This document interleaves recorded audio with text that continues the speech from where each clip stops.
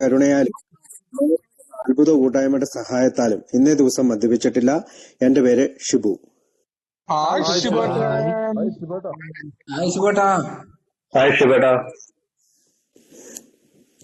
ഇന്ന് ഗ്രൂപ്പിലേക്ക് കടന്നു വന്നിട്ടുള്ള എല്ലാവർക്കും ഒരു നന്ദി രേഖപ്പെടുത്തുകയാണ്.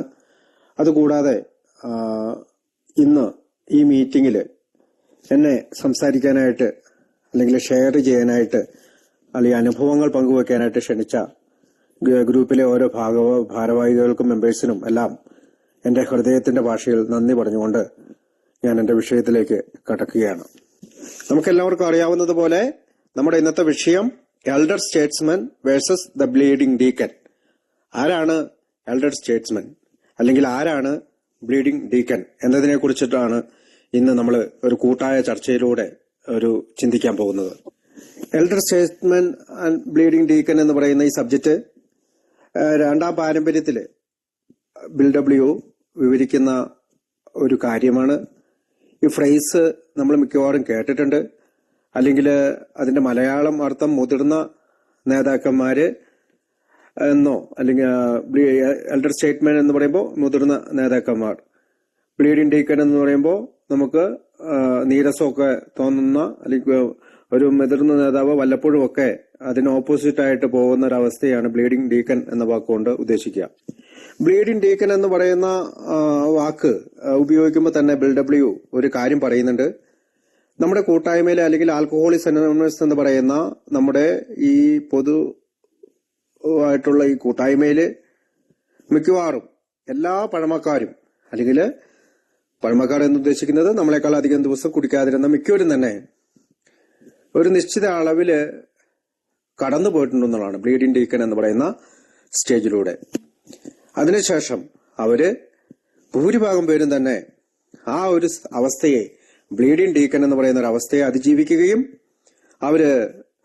എൽഡർ സ്റ്റേറ്റ്മെന്റ്സ് അല്ലെങ്കിൽ മുതിർന്ന നേതാക്കന്മാരായി നമ്മുടെ കൂട്ടായ്മയെ നയിക്കുകയൊക്കെ ചെയ്തു, അല്ലെങ്കിൽ നേതൃത്വമായി അവർ മാറിയെന്ന് അതിനകത്ത് തന്നെ വിവരിക്കുന്നുണ്ട്. ഞാൻ പറഞ്ഞു വന്നത്, ഇത് ഒരു അംഗം ആൽക്കഹോളിക്സ് അനോണിമസിൽ വന്നതിന് ശേഷം കുറച്ചുനാൾ സഞ്ചരിച്ചു കഴിയുമ്പോൾ അദ്ദേഹം സ്വാഭാവികമായിട്ട് ഉൾപ്പെട്ടു പോകാവുന്ന ഒരു അവസ്ഥയെയാണ് ബ്ലീഡിംഗ് ഡീക്കൻ എന്നത്.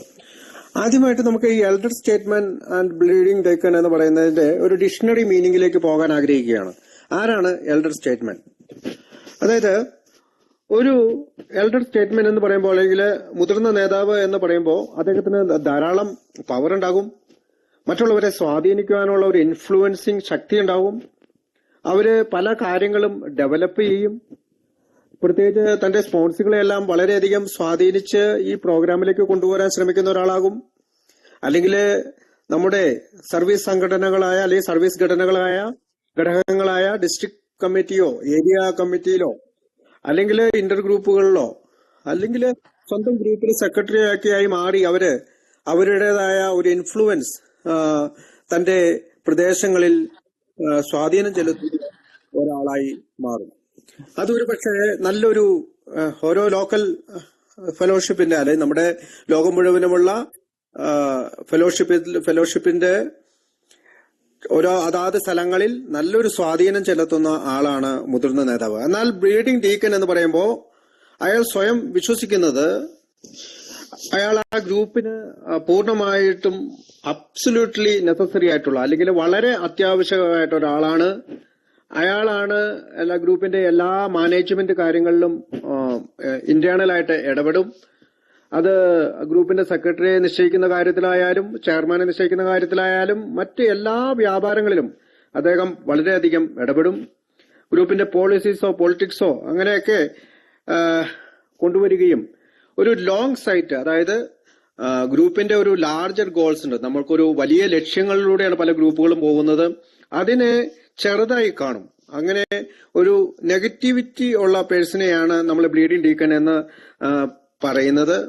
അയാൾ എപ്പോഴും ചിന്തിക്കുന്നത് ഞാനാണ് സോൾ സോഴ്സ് ഓഫ് വിസ്ഡം, വിജ്ഞാനത്തിന്റെ കേന്ദ്രമാണ് ഞാനാണ് പറയുന്നത് പോലെ മറ്റുള്ളവർ കേട്ടാൽ അവർക്ക് സുബോധം വരികയും ഗ്രൂപ്പൊക്കെ നന്നായി പോകുമെന്നുള്ള ഒരു ധാരണയുള്ള ആളെയാണ് ആൽക്കഹോളിക്സ് അനോണിമസിനെ സംബന്ധിച്ചിടത്തോളം ബ്ലീഡിംഗ് ഡീക്കൻ എന്ന് പറയുന്നത്. ബിൽ ഡബ്ല്യുവിന്റെ കാഴ്ചപ്പാടിൽ എൽഡർ സ്റ്റേറ്റ്മെന്റ്, ബ്ലീഡിംഗ് ഡീക്കൻ എന്ന് പറയുന്ന ഈ രണ്ട് ഫ്രേസിനെ ഞാൻ എന്റെ ഒരു മനസ്സ് പറയുന്ന അല്ലെങ്കിൽ കാഴ്ചപ്പാടിലേക്ക് കൊണ്ടുവരാൻ ശ്രമിക്കുകയാണ്. ഒരു ലീഡർ അല്ലെങ്കിൽ ഒരു ബോസ്. എൽഡർ സ്റ്റേറ്റ്മെന്റ് എന്ന് പറയുമ്പോൾ ലീഡർ എന്ന് കണക്കുകൂട്ടാം. ബ്ലീഡിംഗ് ഡീക്കൻ എന്ന് പറയുമ്പോൾ ഒരു ബോസ് എന്ന് കണക്കുകൂട്ടാം. നമുക്ക് അത് രണ്ടിനെ പറ്റിയും ഒന്ന് നോക്കാം. നമുക്കറിയാം, ബോസ് എന്ന് പറഞ്ഞാൽ നമ്മൾ പലപ്പോഴും കേട്ടിട്ടുണ്ട്, പലപ്പോഴും നമ്മൾ പറയാറുണ്ട് അവനൊരു ബോസി ടൈപ്പ് ആണെന്ന് പറയാറുണ്ട്. എന്നാൽ ചിലരെ നമ്മൾ നമ്മുടെ കൂട്ടായ്മയിൽ തന്നെ കണ്ടുപിടിട്ടുണ്ട്, അവരൊരു ലീഡർ ആയിരിക്കും. അപ്പോ what is the difference between A boss and A leader? അത് നമുക്കൊന്ന് നോക്കാം. ഒരു ലീഡർ എന്ന് പറയുമ്പോൾ തന്റെ അനുയായികളെ അല്ലെങ്കിൽ തന്നെ കൂടെയുള്ള ആളുകളെ ഒരു മോട്ടിവേഷൻ കൊടുത്തുകൊണ്ട് അല്ലെങ്കിൽ ഒരു ഇൻസ്പിരേഷൻ കൊടുത്തുകൊണ്ട് തന്റെ തന്നെ അനുഭവങ്ങളുടെ ഉദാഹരണങ്ങളിലൂടെ മുന്നോട്ട് നയിക്കും. എന്നാൽ ബോസ് എന്ന് പറയുന്നത് എപ്പോഴും തന്റെ കൂട്ടാളികളെ പുഷ് ചെയ്യാൻ നോക്കും. നിങ്ങൾ ഇങ്ങനെ ചെയ്യണം, അങ്ങനെ ചെയ്യണം, ഇതാണ് നല്ല ഡയറക്ഷൻ, ഈ വഴിയിലൂടെ പോകണം, നിങ്ങൾ പോകുന്ന വഴി വളരെ മോശമാണ് എന്നൊക്കെ പറഞ്ഞുകൊണ്ട് അവരെ പുഷ് ഡൗൺ ചെയ്യാൻ നോക്കും. ഒരു ലീഡർ എപ്പോഴും ക്ലിയർലി കമ്മ്യൂണിക്കേറ്റ്, മറ്റുള്ളവരോട് നന്നായി കമ്മ്യൂണിക്കേഷൻ നടത്തും, സംസാരിക്കും. ആ ടീമിനെ അല്ലെങ്കിൽ നമ്മുടെ കൂടെയുള്ള ആ ഒരു ഗ്രൂപ്പിനെ മുന്നോട്ട് നല്ല രീതിയിൽ നയിക്കുവാനായിട്ട്, അല്ലെങ്കിൽ ചില ലക്ഷ്യങ്ങൾക്ക് വേണ്ടി നയിക്കുവാനായിട്ട്, അല്ലെങ്കിൽ ആ ലക്ഷ്യത്തിലേക്ക് എത്തിച്ചേർക്കുവാനായിട്ട് എല്ലാവരോടും സഹിഷ്ണുത പുലർത്തി മുന്നോട്ട് പോകുന്ന ഒരാളാണ് ലീഡർ. ഒരു ലീഡർ എന്ന് പറയുമ്പോൾ അയാൾ ആദ്യം കേൾക്കും, അതിനുശേഷം സംസാരിക്കും. എന്നാൽ ബോസ് അങ്ങനെയല്ല, അയാൾ ഒരിക്കലും കേൾക്കുകയല്ല, അയാൾ സംസാരിച്ചുകൊണ്ടേയിരിക്കും. അപ്പോൾ നല്ലൊരു ലീഡറിന്റെ ശരിയായ ലക്ഷണം എന്ന് പറയുന്നത് ഒരാൾ സംസാരിക്കുമ്പോൾ അത് ലിസൺ ചെയ്യാനുള്ള കഴിവാണ്. അതിനുശേഷം മാത്രം അയാൾ ആവശ്യപ്പെടുമ്പോൾ മാത്രം സംസാരിക്കുക, അതല്ലെങ്കിൽ അയാൾ പറഞ്ഞതിന് ശേഷം മാത്രം സംസാരിക്കുന്ന ഒരാളെ നമുക്ക് ലീഡറായിട്ട് കണക്കുകൂട്ടാം. ലീഡറിന്റെ മറ്റൊരു ലക്ഷണം എന്ന് പറയുന്നത് അയാൾ ഒരു ഇക്വാളിറ്റി സൃഷ്ടിച്ചെടുക്കുന്നവനാണ്. ഞാനും നീയും ഒന്നാണ്, എനിക്കും നിനക്കും ഉള്ള പ്രശ്നം ഒന്നാണ്, ഞാനും ഒരു മദ്യാസക്ത രോഗിയാണ്, നീയും ഒരു മദ്യാസക്ത രോഗിയാണ്.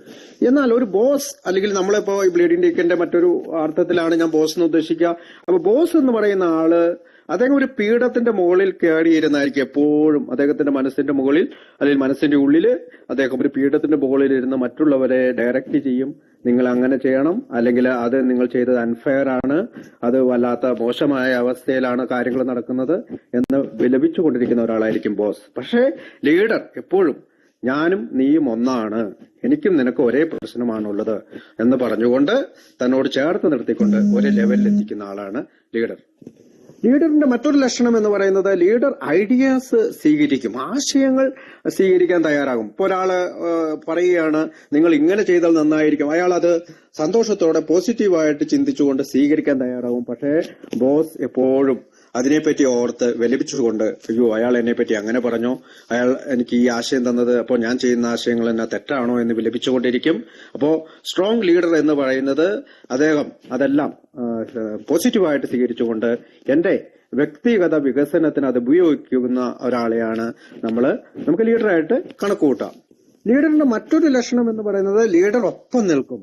ഒരു ജോലി ചെയ്യാനോ അല്ലെങ്കിൽ ഒരു ഗ്രൂപ്പ് പ്രവർത്തനത്തിൽ ഏർപ്പെടുമ്പോഴോ ഗ്രൂപ്പിലെ എല്ലാ അംഗങ്ങളോടൊപ്പം നിൽക്കുന്ന ആളായിരിക്കും ലീഡർ. അയാളും ആ പ്രൊജക്റ്റിൽ പങ്കാളിയാകും. അതേസമയം ബോസ് എന്ന് പറയുമ്പോൾ അയാൾ ഒരു സൂപ്പർവൈസർ ആയിരിക്കും. നിങ്ങൾ ഇങ്ങനെ ചെയ്യണം, അങ്ങനെ ചെയ്യണമെന്ന് പറഞ്ഞുകൊണ്ട് നമ്മളെ സൂപ്പർവൈസ് ചെയ്യുന്ന ഒരാളെയാണ് നമ്മൾക്ക് ബോസ് അല്ലെങ്കിൽ ബ്ലീഡിംഗ് ഡീക്കൻ എന്നുള്ള രീതിയിൽ നമുക്ക് കണക്കുകൂട്ടാം. ഒരു നല്ല ലീഡർ അവൻ ഒരിക്കലും മറ്റൊരാളെ ക്രിറ്റിസിസം ചെയ്യുന്നില്ല, അല്ലെങ്കിൽ അവനോട് ഒരു പൊതുവേദിയിലോ രഹസ്യമായിട്ടോ പോലും വഴക്ക് പറയുവാനായിട്ട് ഒരു നല്ല ലീഡർ ശ്രമിക്കുകയില്ല. അത് ബ്ലീഡിംഗ് ഡീക്കന്റെ ലക്ഷണമാണ്.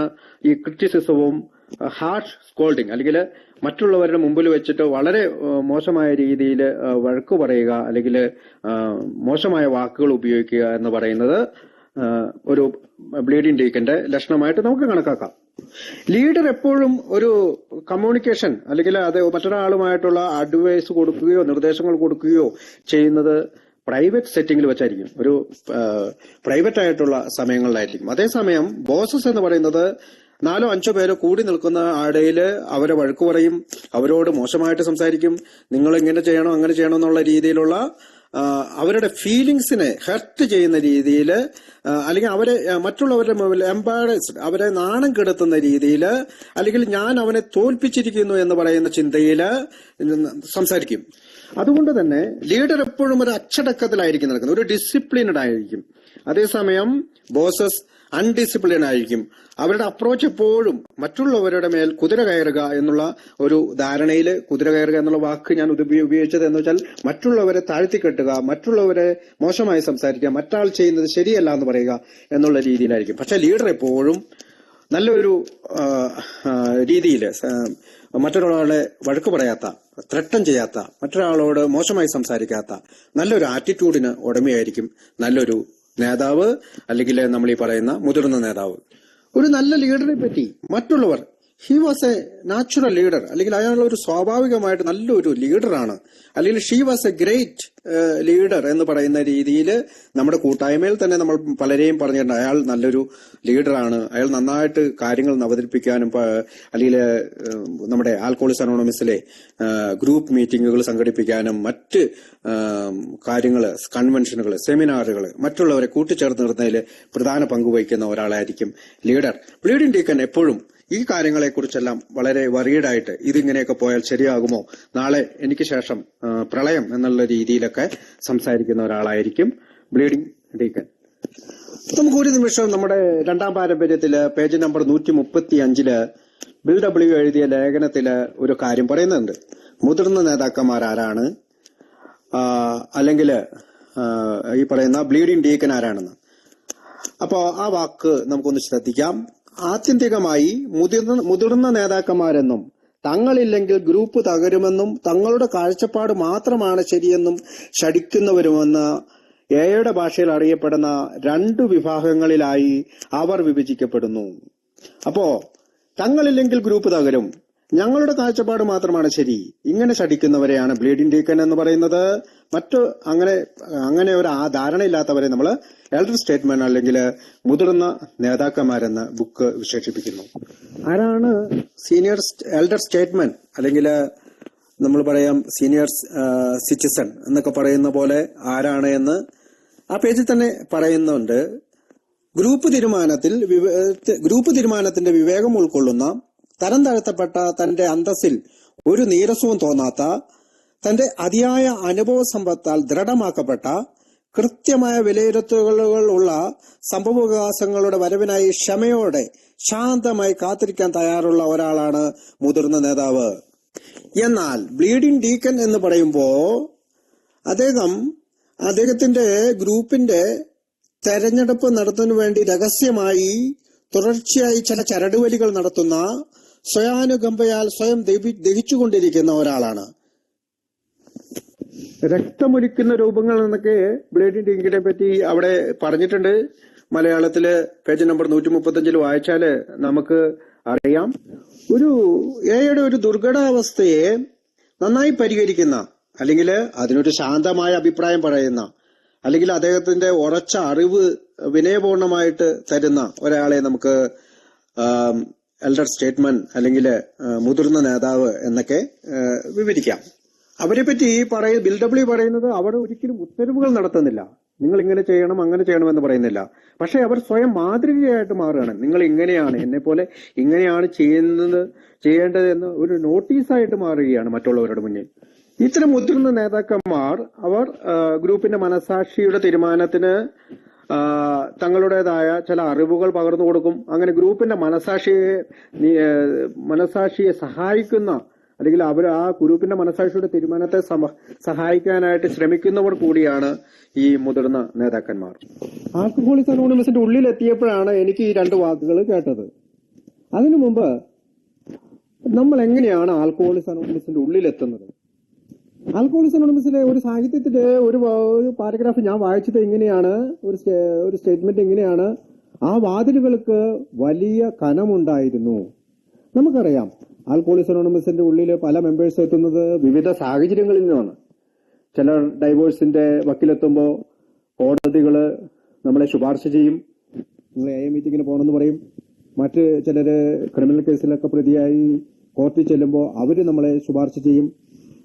അല്ലെങ്കിൽ ഭാര്യ നിരന്തരമായിട്ടുള്ള അടിയും ഇടിയും ബഹളവും ഒക്കെ കഴിഞ്ഞ് കഴിയുമ്പോൾ ഭാര്യ എവിടെയെങ്കിലുമൊക്കെ അന്വേഷിച്ച് നടന്ന് എവിടെ നിന്നെങ്കിലും കിട്ടിയ അറിവ് വെച്ചിട്ട് ഇവരോട് AA മീറ്റിങ്ങിന് പോകാൻ പറയും. അങ്ങനെ ഭാര്യ കണ്ടുപിടിച്ച് ഭാര്യയുടെ ശുപാർശയാല് വരുന്നവരുണ്ട്.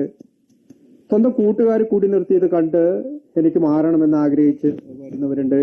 ജയിലിന്റെ ഉള്ളിൽ വെച്ച് AA പറ്റി കേട്ട് വരുന്നവരുണ്ട്. ജയിലിൽ ദീർഘനാള് കടന്ന് AA മീറ്റിംഗ് കൂടിയിട്ട് അതിനുശേഷം പുറത്തിറങ്ങി AA മീറ്റിംഗിൽ വരുന്നവരുണ്ട്. ചില ഡോക്ടർമാർ നിർദ്ദേശം ചെയ്യാറുണ്ട്, നിങ്ങൾ AA മീറ്റിങ്ങിന് പോകണം, ആൽക്കഹോളിക് ആയിട്ടുള്ള ആളുകളോട് നിർദ്ദേശം ചെയ്യാറുണ്ട്. അപ്പോ അങ്ങനെ സമൂഹത്തിലെ വിവിധ ഭാഗങ്ങളിൽ നിന്നാണ് ആളുകൾ നമ്മുടെ AA മീറ്റിംഗിൽ എത്തുന്നത്. നമുക്കറിയാം, മൂന്നാം പാരമ്പര്യം പറയുന്നു, മദ്യപാനം നടത്തണമെന്നുള്ള ആഗ്രഹം മാത്രം മതി AA ചേരുവാനുള്ള ഒരേ ഒരു യോഗ്യത. എന്നാൽ ഈ ട്രഡീഷൻ അല്ലെങ്കിൽ ഈ പാരമ്പര്യം നിലവിൽ വരുന്നതിന് മുമ്പ് നമ്മൾ അനുഭവിച്ചിട്ടുള്ള കുറെ പേറ്റുനോവുകളുണ്ട്. അതിന്റെ ചിത്രം തന്റെ ലേഖനത്തിലൂടെ ബിൽ ഡബ്ല്യു പങ്കുവെക്കുന്നുണ്ട്. കാരണം AA എല്ലാവരെയും പ്രവേശിപ്പിക്കേണ്ട എന്നൊരു തീരുമാനങ്ങൾ എടുക്കാനായിട്ട് പലരും അന്നത്തെ പഴമക്കാരായ പലരും ശ്രമിച്ചു. ശുദ്ധ മദ്യപാനികൾ അല്ലെങ്കിൽ പൂർ ആൽക്കഹോളിക്സ് അവരെ മാത്രം പ്രവേശിപ്പിക്കാം എന്നുള്ള ഒരു ധാരണയൊക്കെ വന്നു തുടങ്ങിയിരുന്നു ആദ്യ കാലഘട്ടങ്ങളിൽ. ആരാണ് ഈ പൂർ ആൽക്കഹോളിക്സ് അല്ലെങ്കിൽ ശുദ്ധ മദ്യപാനികൾ, അല്ലെങ്കിൽ നമുക്ക് മറ്റൊരു ഭാഷയിൽ പറഞ്ഞ വിശുദ്ധ മദ്യപാനികൾ?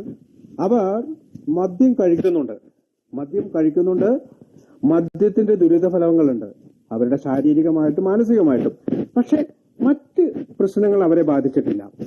അതുകൊണ്ട് അവരെ മാത്രം പ്രവേശിപ്പിക്കുക, മദ്യാസക്തരെ മാത്രം പ്രവേശിപ്പിക്കുക. അതുകൊണ്ട് പ്രശ്നമുണ്ടായവരെ മാത്രം പ്രവേശിപ്പിക്കുക. മദ്യാസക്തരെ എന്ന് പറയുമ്പോൾ അവരുടെ ധാർമ്മികത നോക്കുക. അതായത് നമ്മൾ പുറത്തു നിർത്താൻ ആഗ്രഹിച്ചത് ബെഗേഴ്സ്, അതായത് തെരുവുതണ്ടികൾ, അല്ലെങ്കിൽ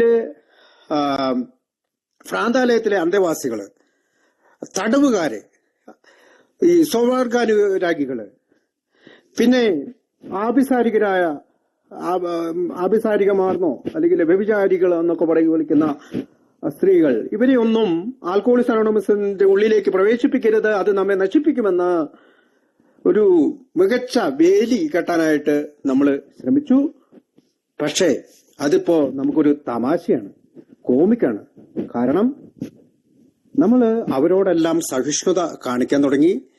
നമ്മൾ അസഹിഷ്ണുതയെ നമ്മളിൽ നിന്ന് എടുത്തു മാറ്റിക്കൊണ്ട് അവരെ നമ്മുടെ ഉള്ളിലേക്ക് പ്രവേശിപ്പിക്കുവാൻ തുടങ്ങി.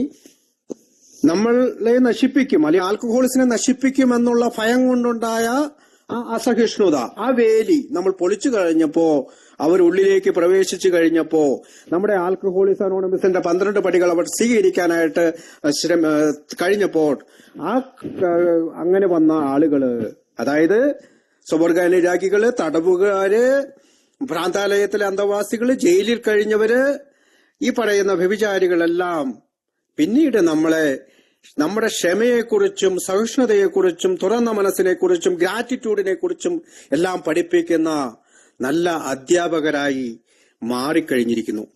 അപ്പൊ നമുക്കറിയാം, ആൽക്കഹോളിക്സ് അനോണിമസ് എന്ന് പറയുന്നത് പൊതുസമൂഹത്തിന്റെ ഒരു ഭാഗമാണ്. പൊതുസമൂഹത്തിൽ ആരൊക്കെയുണ്ടോ അവിടെയുള്ള ആളുകൾ തന്നെയാണ് ആൽക്കഹോളിക്സ് അനോണിമസിന്റെ ഉള്ളിലേക്ക് കടന്നു വരുന്നത്. അവര് വിശ്വാസത്തിന്റെ അടിസ്ഥാനത്തില്, വർഗത്തിന്റെ അടിസ്ഥാനത്തില്, രാഷ്ട്രീയത്തിന്റെ അടിസ്ഥാനത്തില്, ചിലപ്പോൾ ഭാഷയുടെ അടിസ്ഥാനത്തിലും എല്ലാം, അതിർത്തികളുടെ അടിസ്ഥാനത്തില്, രാജ്യങ്ങളുടെ അടിസ്ഥാനത്തില്, സ്റ്റേറ്റുകളുടെ അടിസ്ഥാനത്തിലെല്ലാം വ്യത്യസ്തരാണ്. പക്ഷെ അവരെല്ലാം ഇന്ന് നമുക്ക് ഉള്ളിൽ കയറ്റാൻ കഴിഞ്ഞിരിക്കുന്നു. അപ്പൊ ഇന്ന് നമുക്ക് ധൈര്യമായിട്ട് പറയാൻ കഴിയും, ചില ഗവൺമെന്റുകൾക്കുള്ള, ചില സമൂഹത്തിലെ മറ്റ് സംഘടനകൾക്കുള്ള, അല്ലെങ്കിൽ ചില ക്ലബുകൾക്കുള്ള, ചില ഗവൺമെന്റ് സ്ഥാപനങ്ങൾക്കുള്ള ഒരു നിബന്ധനകളും ഏകില്ല. നമ്മൾ ഒരംഗത്തെയും ശിക്ഷിക്കുന്നില്ല, ഒരംഗത്തെയും തടസ്സപ്പെടുത്തുന്നില്ല, ഒരംഗത്തെയും എന്തെങ്കിലും ചെയ്യുന്നതിനായി നിർബന്ധിക്കുന്നില്ല, ഒരംഗത്തിനെയും എന്തെങ്കിലും വിശ്വസിക്കുന്നതിനായി നിർബന്ധിക്കില്ല, ഒരംഗത്തെയും എന്തെങ്കിലും അനുസരിക്കാനോ ആരെയും നിർബന്ധിക്കുന്നില്ല എന്നുള്ളതാണ് നമ്മൾ ഇന്ന് ധൈര്യപൂർവം പറയുന്നത്. എത്ര ലളിതമാണ് മൂന്നാം പാരമ്പര്യം. ഒരംഗം തന്റെ പറമ്പിലോ തന്റെ ജോലി സ്ഥലത്തോ അല്ലെങ്കിൽ അദ്ദേഹം ആയിരിക്കുന്ന ഒരു സ്ഥലത്ത് വെച്ചിട്ട് പറയുകയാണ്, ഞാൻ ഒരു AA അംഗമാണ് എന്ന് പറയുന്നതാണ് ആൽക്കഹോളിക്സ് അനോണിമസിന്റെ അംഗത്വം. സിമ്പിൾ. നമ്മൾ ശ്രദ്ധിക്കണം, ഒരംഗം അദ്ദേഹത്തിന്റെ ഏത് സാഹചര്യത്തിലായാലും സ്വയം പറയുകയാണ്, ഞാൻ ആൽക്കഹോളിക്സ് അനോണിമസിന്റെ അംഗമാണ്. ഇത്രയും മാത്രമേ ഉള്ളൂ ആൽക്കഹോളിക്സ് അനോണിമസിന്റെ അംഗത്വത്തിനുള്ള നിബന്ധന. അദ്ദേഹം ഫീസ് അടയ്ക്കണ്ട, അദ്ദേഹത്തിന്റെ ഏതെങ്കിലും സർട്ടിഫിക്കറ്റുകൾ ഹാജരാക്കണ്ട, അദ്ദേഹം ആൽക്കഹോളിക് ആണോ എന്ന് പോലും നമ്മളോട് പറയേണ്ട ആവശ്യമില്ല. നമുക്കറിയാം, honest decide to stop drinking എന്നായിരുന്നു മൂന്നാം പാരമ്പര്യത്തിന്റെ ആദ്യത്തെ വിഭാവനം ചെയ്തിരുന്നത്. പക്ഷെ നമ്മൾ ഹോണസ്റ്റ് എന്ന വാക്ക് നമ്മൾ എടുത്തു കളഞ്ഞു. എന്തുകൊണ്ടാണ് ഹോണസ്റ്റ് എടുത്തു കളഞ്ഞത്? നമുക്ക് ഹോണസ്റ്റ് ഡിസയർ അല്ലെങ്കിൽ സത്യസന്ധമായ ആഗ്രഹം അളക്കാനുള്ള മെഷീൻ നമ്മുടെ കയ്യിലില്ല. അയാൾക്ക് ആഗ്രഹമുണ്ടോ എന്നറിയാൻ അറിയത്തില്ല. എങ്ങനെ അറിയാനുള്ള ഒരു മാർഗവുമില്ല. അത് അദ്ദേഹത്തിന്റെ ഉള്ളിന്റെ ഉള്ളിൽ ഇൻസൈഡ് വർക്കാണ്. ആൽക്കഹോളിക് അനോണിമസ് എന്ന് പറയുന്നത് ഔട്ട്സൈഡ് വർക്കല്ല, ഇൻസൈഡ് വർക്കാണ്. നമ്മുടെ മനസ്സിന്റെ ഉള്ളിൽ, ഹൃദയത്തിന്റെ ഉള്ളിൽ, നമ്മുടെ ചിന്തകളിൽ ഉണ്ടാകുന്ന മാറ്റങ്ങൾ, മാനസിക മാറ്റം, ഹൃദയത്തിൽ ഉണ്ടാകുന്ന മാറ്റം, ചിന്തകൾക്കുണ്ടാകുന്ന മാറ്റത്തിലൂടെയാണ് ഇത് പ്രവർത്തിക്കുന്നത്. അതുകൊണ്ട് നമ്മുടെ അംഗത്വം എന്ന് പറയുന്നത് മദ്യപാനം നിർത്താനുള്ള ആഗ്രഹം മാത്രമാണ്. ചിലരെല്ലാം തമാശയായിട്ട് പറയും, മദ്യപാനം നിർത്താനുള്ള ആഗ്രഹത്തോടു കൂടി ആ ജീവിതാവസാനം വരെ കുടിക്കുകയും ചെയ്യാമെന്ന്. പക്ഷെ നമ്മളെ സംബന്ധിച്ചിടത്തോളം മദ്യാസക്തിയിൽ നിന്ന് മാറി നിൽക്കാൻ ആഗ്രഹിക്കുന്നവരായതുകൊണ്ട് നമ്മൾ മാറി നിൽക്കുന്നു. മദ്യാസക്തിയിൽ നിന്ന് മാറി നിൽക്കുന്നവരുടെ കൂട്ടായ്മയാണ് ആൽക്കഹോളിക്സ് അനോണിമസ്. പലരും ചിലപ്പോഴൊക്കെ അറിയാതെ പറയാറുണ്ട് മദ്യപാനികളുടെ കൂട്ടായ്മ. മദ്യപാനികളുടെ കൂട്ടായ്മയല്ല. മദ്യപാനികളുടെ കൂട്ടായ്മ നമുക്കറിയാം. എവിടെയാണ് മദ്യപാനികളുടെ കൂട്ടായ്മ? ബാർ, ബ്രാൻഡിക്കടകള്, ഏതെങ്കിലും പാർട്ടികള്, ധാബുകള്, ഇതൊക്കെ അവിടെയൊക്കെയാണ്. പക്ഷെ നമ്മളെ സംബന്ധിച്ചിടത്തോളം മദ്യത്തിൽ നിന്ന് മാറി നിൽക്കുന്നവരുടെ കൂട്ടായ്മയാണ്. അപ്പോൾ നമ്മുടെ ഈ അംഗത്വ നിയമം എത്ര സിമ്പിളാണ്, എത്ര അർത്ഥസമ്പൂർണമാണ്. എന്തെന്നാല് എല്ലാ കടുത്ത മദ്യപാനികളോടും പറയുകയാണ്, നിങ്ങൾ എയിലെ ഒരംഗമാണ്. അപ്രകാരം നിങ്ങൾ പറയുന്നുവെങ്കിൽ നിങ്ങൾ ഇതിനുള്ളിലാണ്. നിങ്ങൾക്ക് അത് സ്വയം പ്രഖ്യാപിക്കാം. ആർക്കും നിങ്ങളെ പുറത്തു നിർത്താൻ കഴിയുകയില്ല. നിങ്ങൾ ആര് തന്നെയായാലും, നിങ്ങൾ എത്ര തന്നെ അധപതിച്ചു പോയിരുന്നാലും, നിങ്ങളുടെ വൈകാരിക സങ്കീർണതകൾ, നിങ്ങളുടെ കുറ്റകൃത്യങ്ങൾ പോലും എത്ര തന്നെ ഗുരുതരമായിരുന്നാലും എയിൽ നിന്ന് നിങ്ങളെ നിഷേധിക്കുവാൻ ഞങ്ങൾക്ക് കഴിയില്ല. നിങ്ങളെ പുറത്തു നിർത്താൻ ഞങ്ങൾക്ക് ആഗ്രഹവുമില്ല. നിങ്ങൾ എത്ര തന്നെ അക്രമാസക്തനോ വക്രതയുള്ളവനോ ആയിരുന്നാലും നിങ്ങൾ ഞങ്ങളെ അപായപ്പെടുത്തുമെന്ന് അല്പം പോലും ഞങ്ങൾ ഭയക്കുന്നില്ല. സുബോധത്തിനായി ഞങ്ങൾക്കുണ്ടായിരുന്നത് അതുപോലെ തന്നെ മഹത്തായ ഒരു അവസരം നിങ്ങൾക്കും ഉണ്ടാകണമെന്ന് ഉറപ്പാക്കാൻ ഞങ്ങൾ ആഗ്രഹിച്ചു. അതിനാൽ നിങ്ങൾ സ്വയം പ്രഖ്യാപിക്കുന്ന നിമിഷം മുതൽ നിങ്ങൾ എയിലെ അംഗമാണ്. സിമ്പിൾ. എന്ത് സിമ്പിളാണ്. നിങ്ങൾ പ്രഖ്യാപിക്കുന്നിടത്തോളം കാലം, നിങ്ങൾ പ്രഖ്യാപിക്കുന്ന നിമിഷം മുതൽ നിങ്ങൾ എയിലെ അംഗമാണ്. നമുക്കറിയാം ആൽക്കഹോളിക്സ് അനോണിമസിന്റെ പാരമ്പര്യങ്ങള് 12 പാരമ്പര്യങ്ങളുണ്ട്.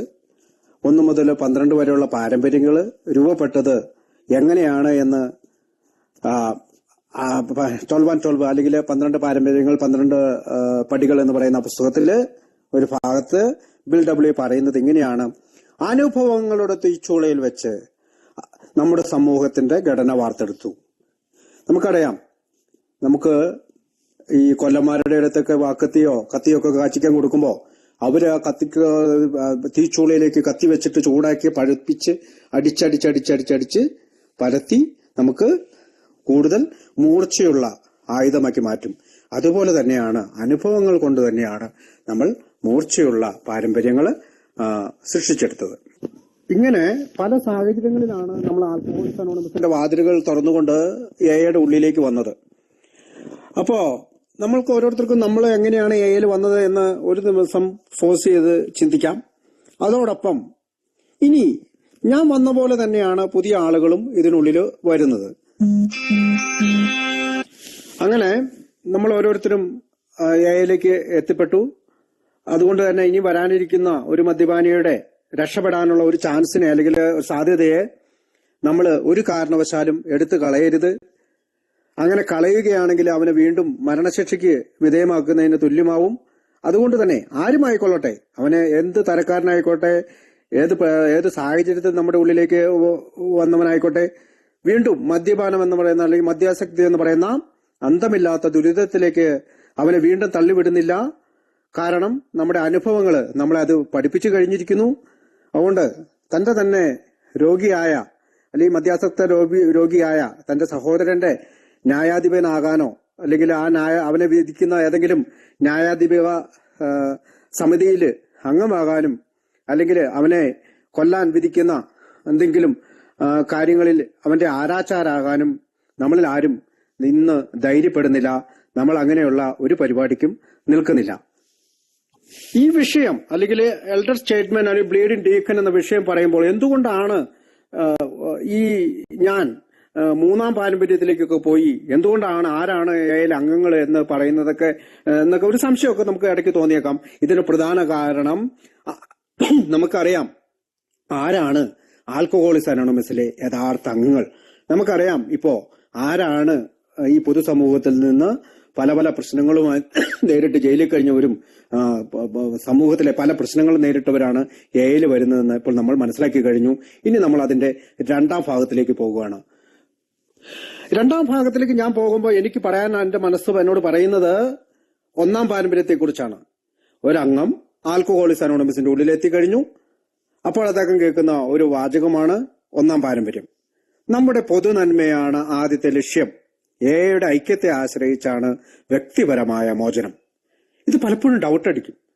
എന്താണ് ഈ പൊതുനന്മ?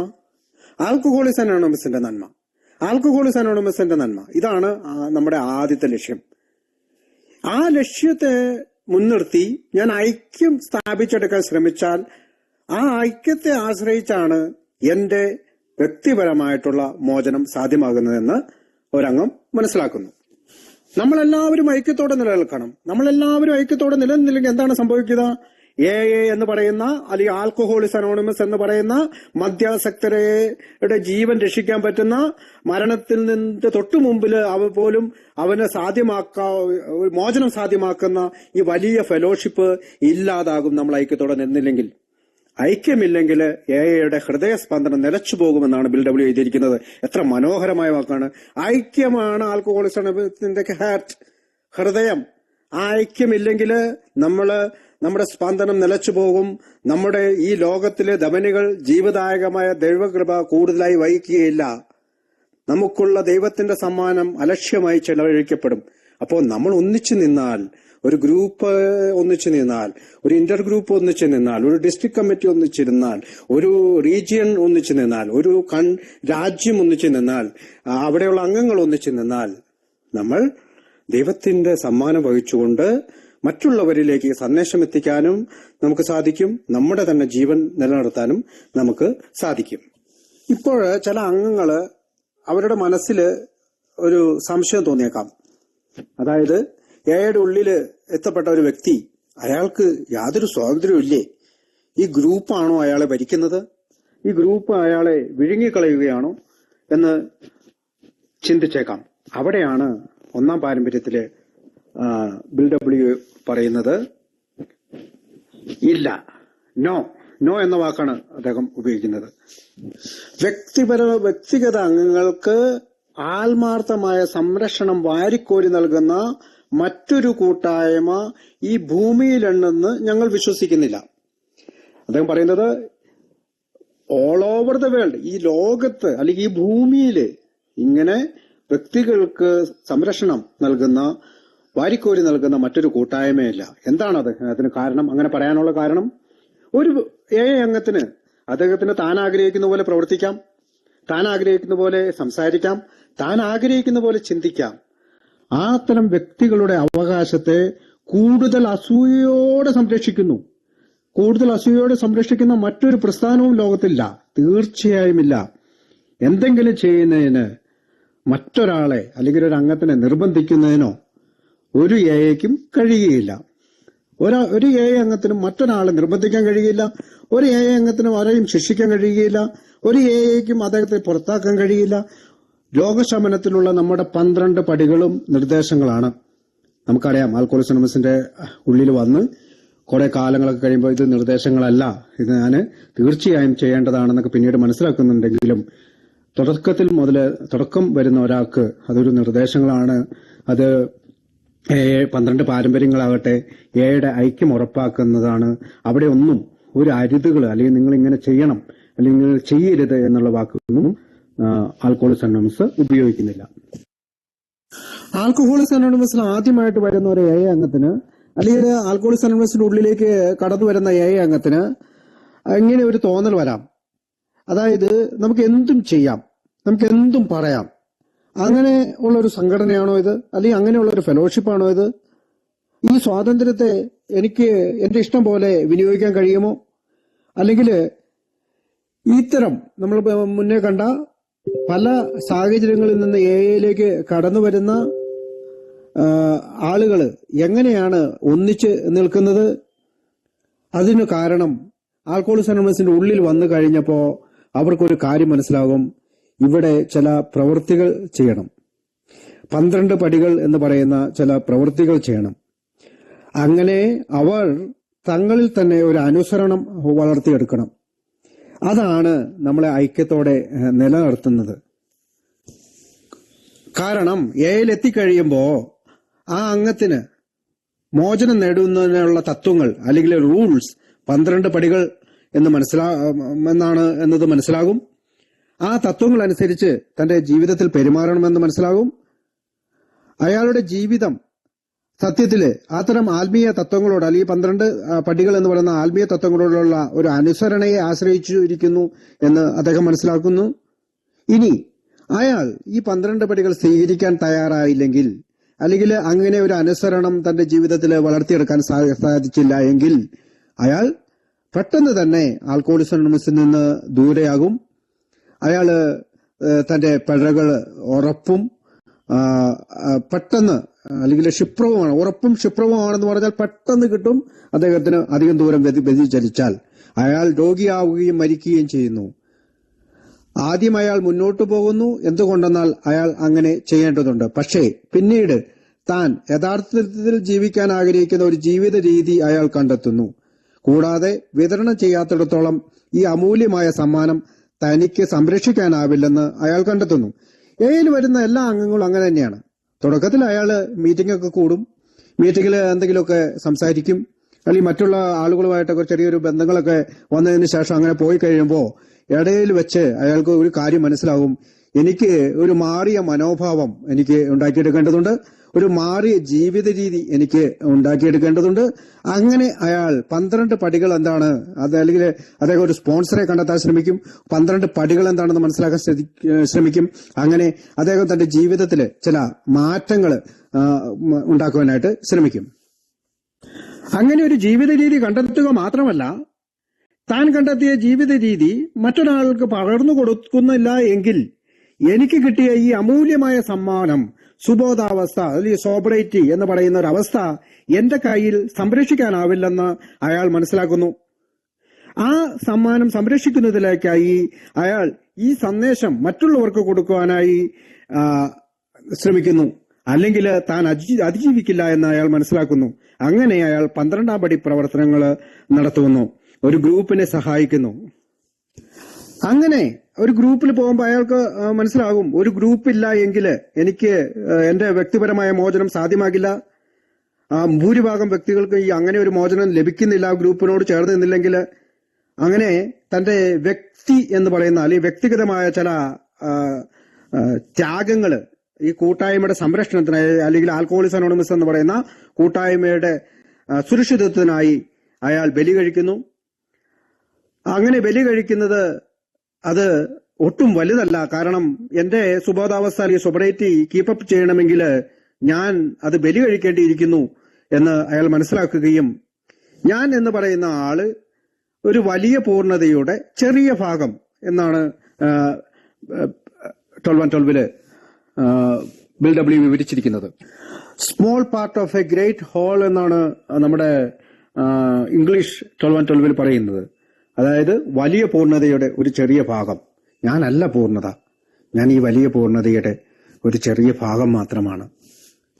അങ്ങനെ മനസ്സിലാക്കിയ ഒരാൾ, ഇങ്ങനെ ഒരു തിരിച്ചറിവ് വന്ന ഒരംഗം തന്റെ ഉള്ളിലെ എല്ലാ ആഗ്രഹങ്ങളുടെയും ഉത്കർഷങ്ങളുടെയും, അതായത് എനിക്ക് ഗ്രൂപ്പിനെ ഇങ്ങനെ നയിക്കണം, ഗ്രൂപ്പിനെ അങ്ങനെ പറയണമെന്നുള്ള ഒരു മുറവിളി, അത് ഗ്രൂപ്പിനെ അപായപ്പെടുത്തുമെന്നറിഞ്ഞാൽ നിശബ്ദമാക്കപ്പെടും.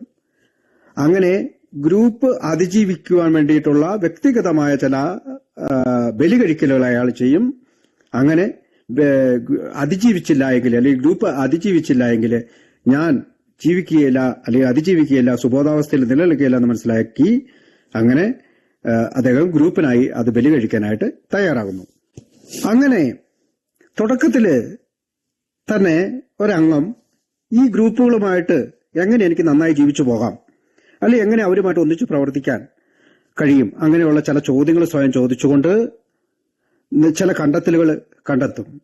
അതിലൊന്നാണ്, ഈ ലോകത്തിലുള്ള എല്ലാ ആളുകളും അവര് പണത്തിന്, അധികാരത്തിന്, അഭിമാനത്തിനൊക്കെ വേണ്ടിയിട്ടുള്ള പല സമരങ്ങളും നടത്തുന്നുണ്ട്. അതാണ് അവരുടെ മെയിൻ ലക്ഷ്യമായി മാറുന്നത്. എന്നാൽ സമാധാനത്തിനോ സ്വരച്ചേർച്ചയ്ക്കോ കൊണ്ടുള്ള അന്വേഷണങ്ങളില് ഇത്തരം ആൾക്കാർ പോലും പലപ്പോഴും പ്രതിസന്ധിയിലാകും. നമ്മൾ കേട്ടിട്ടുണ്ട് ചില സംഘടനകള്, മതപരമായിട്ടുള്ള ചില മതസംഘടനകള് അല്ലെങ്കിൽ സാമൂഹിക സംഘടനകളെല്ലാം തുടക്കത്തിൽ അവര് പല നല്ല കാര്യങ്ങൾക്കായിട്ട് ഇറങ്ങുമെങ്കിലും നമ്മൾ പിന്നീട് കേൾക്കാം അവര് ഒന്നില്ലെങ്കിൽ അവര് തമ്മിൽ സ്വരച്ചേർച്ച ഉണ്ടാകില്ല, അതല്ലെങ്കിൽ അവര് ചില പണത്തിന് വേണ്ടിയിട്ടുള്ള അല്ലെങ്കിൽ അധികാരത്തിന് വേണ്ടിയിട്ടുള്ള ചില മത്സരങ്ങൾ പരസ്പരം നടക്കുന്നതും, പിന്നീട് അങ്ങനെയുള്ള മതങ്ങളിലെ ആളുകൾ പോലും ജയിലിൽ പോകുന്നതെല്ലാം നമ്മൾ നിത്യേന കേട്ടുകൊണ്ടിരിക്കുന്ന, അല്ലെങ്കിൽ സംഘടനയിലെ ആളുകൾ പോലും ജയിലിൽ പോകുന്നതൊക്കെ നമ്മൾ കണ്ടിട്ടുണ്ട്. അങ്ങനെ ഇത്തരം ആളുകളുടെ ഇടയിൽ നിന്ന് നമ്മൾ ഇതിന്റെ ഉള്ളിൽ വന്ന് നമ്മൾ ഇതിന്റെ ഈ ആൽക്കഹോളിസം അനോണിമസിന്റെ മോചനത്തിനുള്ള അല്ലെങ്കിൽ വ്യക്തിപരമായ മോചനത്തിനുള്ള ഓരോ കാര്യങ്ങൾ വളരെ താല്പര്യത്തോടെ ചെയ്യുന്നതോടൊപ്പം ഏഴയുടെ തന്നെ അതിജീവനത്തിനുള്ള 12 പാരമ്പര്യങ്ങൾ എന്ന തത്വങ്ങൾ അല്ലെങ്കിൽ അതിന്റെ അതിജീവനത്തിനുള്ള തത്വങ്ങൾ നമ്മൾ അനുസരിക്കുവാൻ തുടങ്ങുന്നു. ഇനി ഞാൻ ഒരു സംഭവ കഥയിലേക്ക് നിങ്ങളുടെ ശ്രദ്ധയെ ആകർഷിക്കുകയാണ്. ആ സംഭവ കഥയിലേക്ക് പോകുന്നതിന് മുമ്പ് ബിൽ ഡബ്ല്യു ഒരു സ്ഥലത്ത് പറയുന്നുണ്ട്, നമ്മൾ വ്യക്തിഗത പ്രാധാന്യം, നേതൃത്വം, അധികാരം ഇവയ്ക്കെല്ലാം വേണ്ടിയിട്ട് നമ്മൾ ഓടി നടന്നിരുന്നവരാണ്. നമ്മൾ മദ്യപിച്ചിരുന്ന കാലഘട്ടങ്ങളിൽ അവയെല്ലാം നമ്മൾ ഇടിച്ചു തകർന്ന പാറക്കൂട്ടങ്ങളാണ് എന്ന് പറയുന്നുണ്ട്. അപ്പോ നമുക്ക് ഈ കഥ അല്ലെങ്കിൽ ഈ സംഭവ കഥ എഡി റീക്കൻബേക്കറുടെയും അദ്ദേഹത്തിന്റെ ധീരരായ 6 കൂട്ടാളികളുടെയും കഥയാണ്. പസഫിക് സമുദ്രത്തില് അവരുടെ വിമാനം ഇടിച്ച് തകർന്നതിന്റെ ഒരു കഥയാണ്. ഈ സംഭവം നടക്കുന്നത് 2ാം ലോക മഹായുദ്ധത്തോട് അനുബന്ധിച്ചാണ്. 1942 ഒക്ടോബർ മാസമാണ്. അദ്ദേഹം ഇംഗ്ലണ്ടിലേക്കുള്ള ഒരു ട്രിപ്പ് എഡി റീക്കൻബേക്കർ സക്സസ്ഫുൾ ആയിട്ട് അവസാനിച്ചു. അതായത് അതിനുശേഷം റൂസ്വെൽറ്റ്, അതായത് അമേരിക്കൻ പ്രസിഡന്റ് റൂസ്വെൽറ്റിന്റെ നിർദ്ദേശപ്രകാരം പസഫിക് സമുദ്രത്തിനടുത്തുള്ള കാന്റൺ ഐലൻഡിലേക്ക് ബോയിങ് 17 എന്ന് പറയുന്ന യുദ്ധവിമാനം, അന്ന് അത് B-17 ഒരു പ്ലെയിൻ രൂപത്തിലാക്കിയിരുന്നു. ധാരാളം പോസ്റ്റുകൾ, ഇമ്പോർട്ടന്റ് ആയിട്ടുള്ള പോസ്റ്റുകളും സാധന സാമഗ്രികളൊക്കെ വഹിച്ചിരുന്ന ആളുകളെ ട്രാൻസ്പോർട്ടേഷന് വേണ്ടി ഉപയോഗിച്ചിരുന്ന ഒരു വിമാനമാക്കിയിട്ട് മാറ്റിയിരുന്നു. അതില് ഈ ഐലൻഡിലേക്ക് പോകുവാനായിട്ട് ആവശ്യപ്പെട്ടു.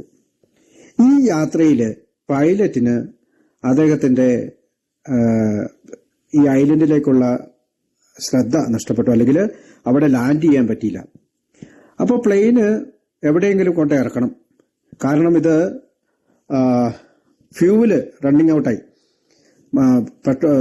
അതിനകത്തുണ്ടായിരുന്ന പെട്രോള് അല്ലെങ്കിൽ ഡീസല്, എന്താണോ പ്രത്യേകതരമുള്ള ഇന്ധനമാണ് വിമാനങ്ങൾക്ക് ഉപയോഗിക്കുക, അത് റണ്ണൌട്ടായി. അവര് മൊത്തത്തില് 8 പേരാണ് ഓൺ ബോർഡിൽ ഉണ്ടായിരുന്നത്.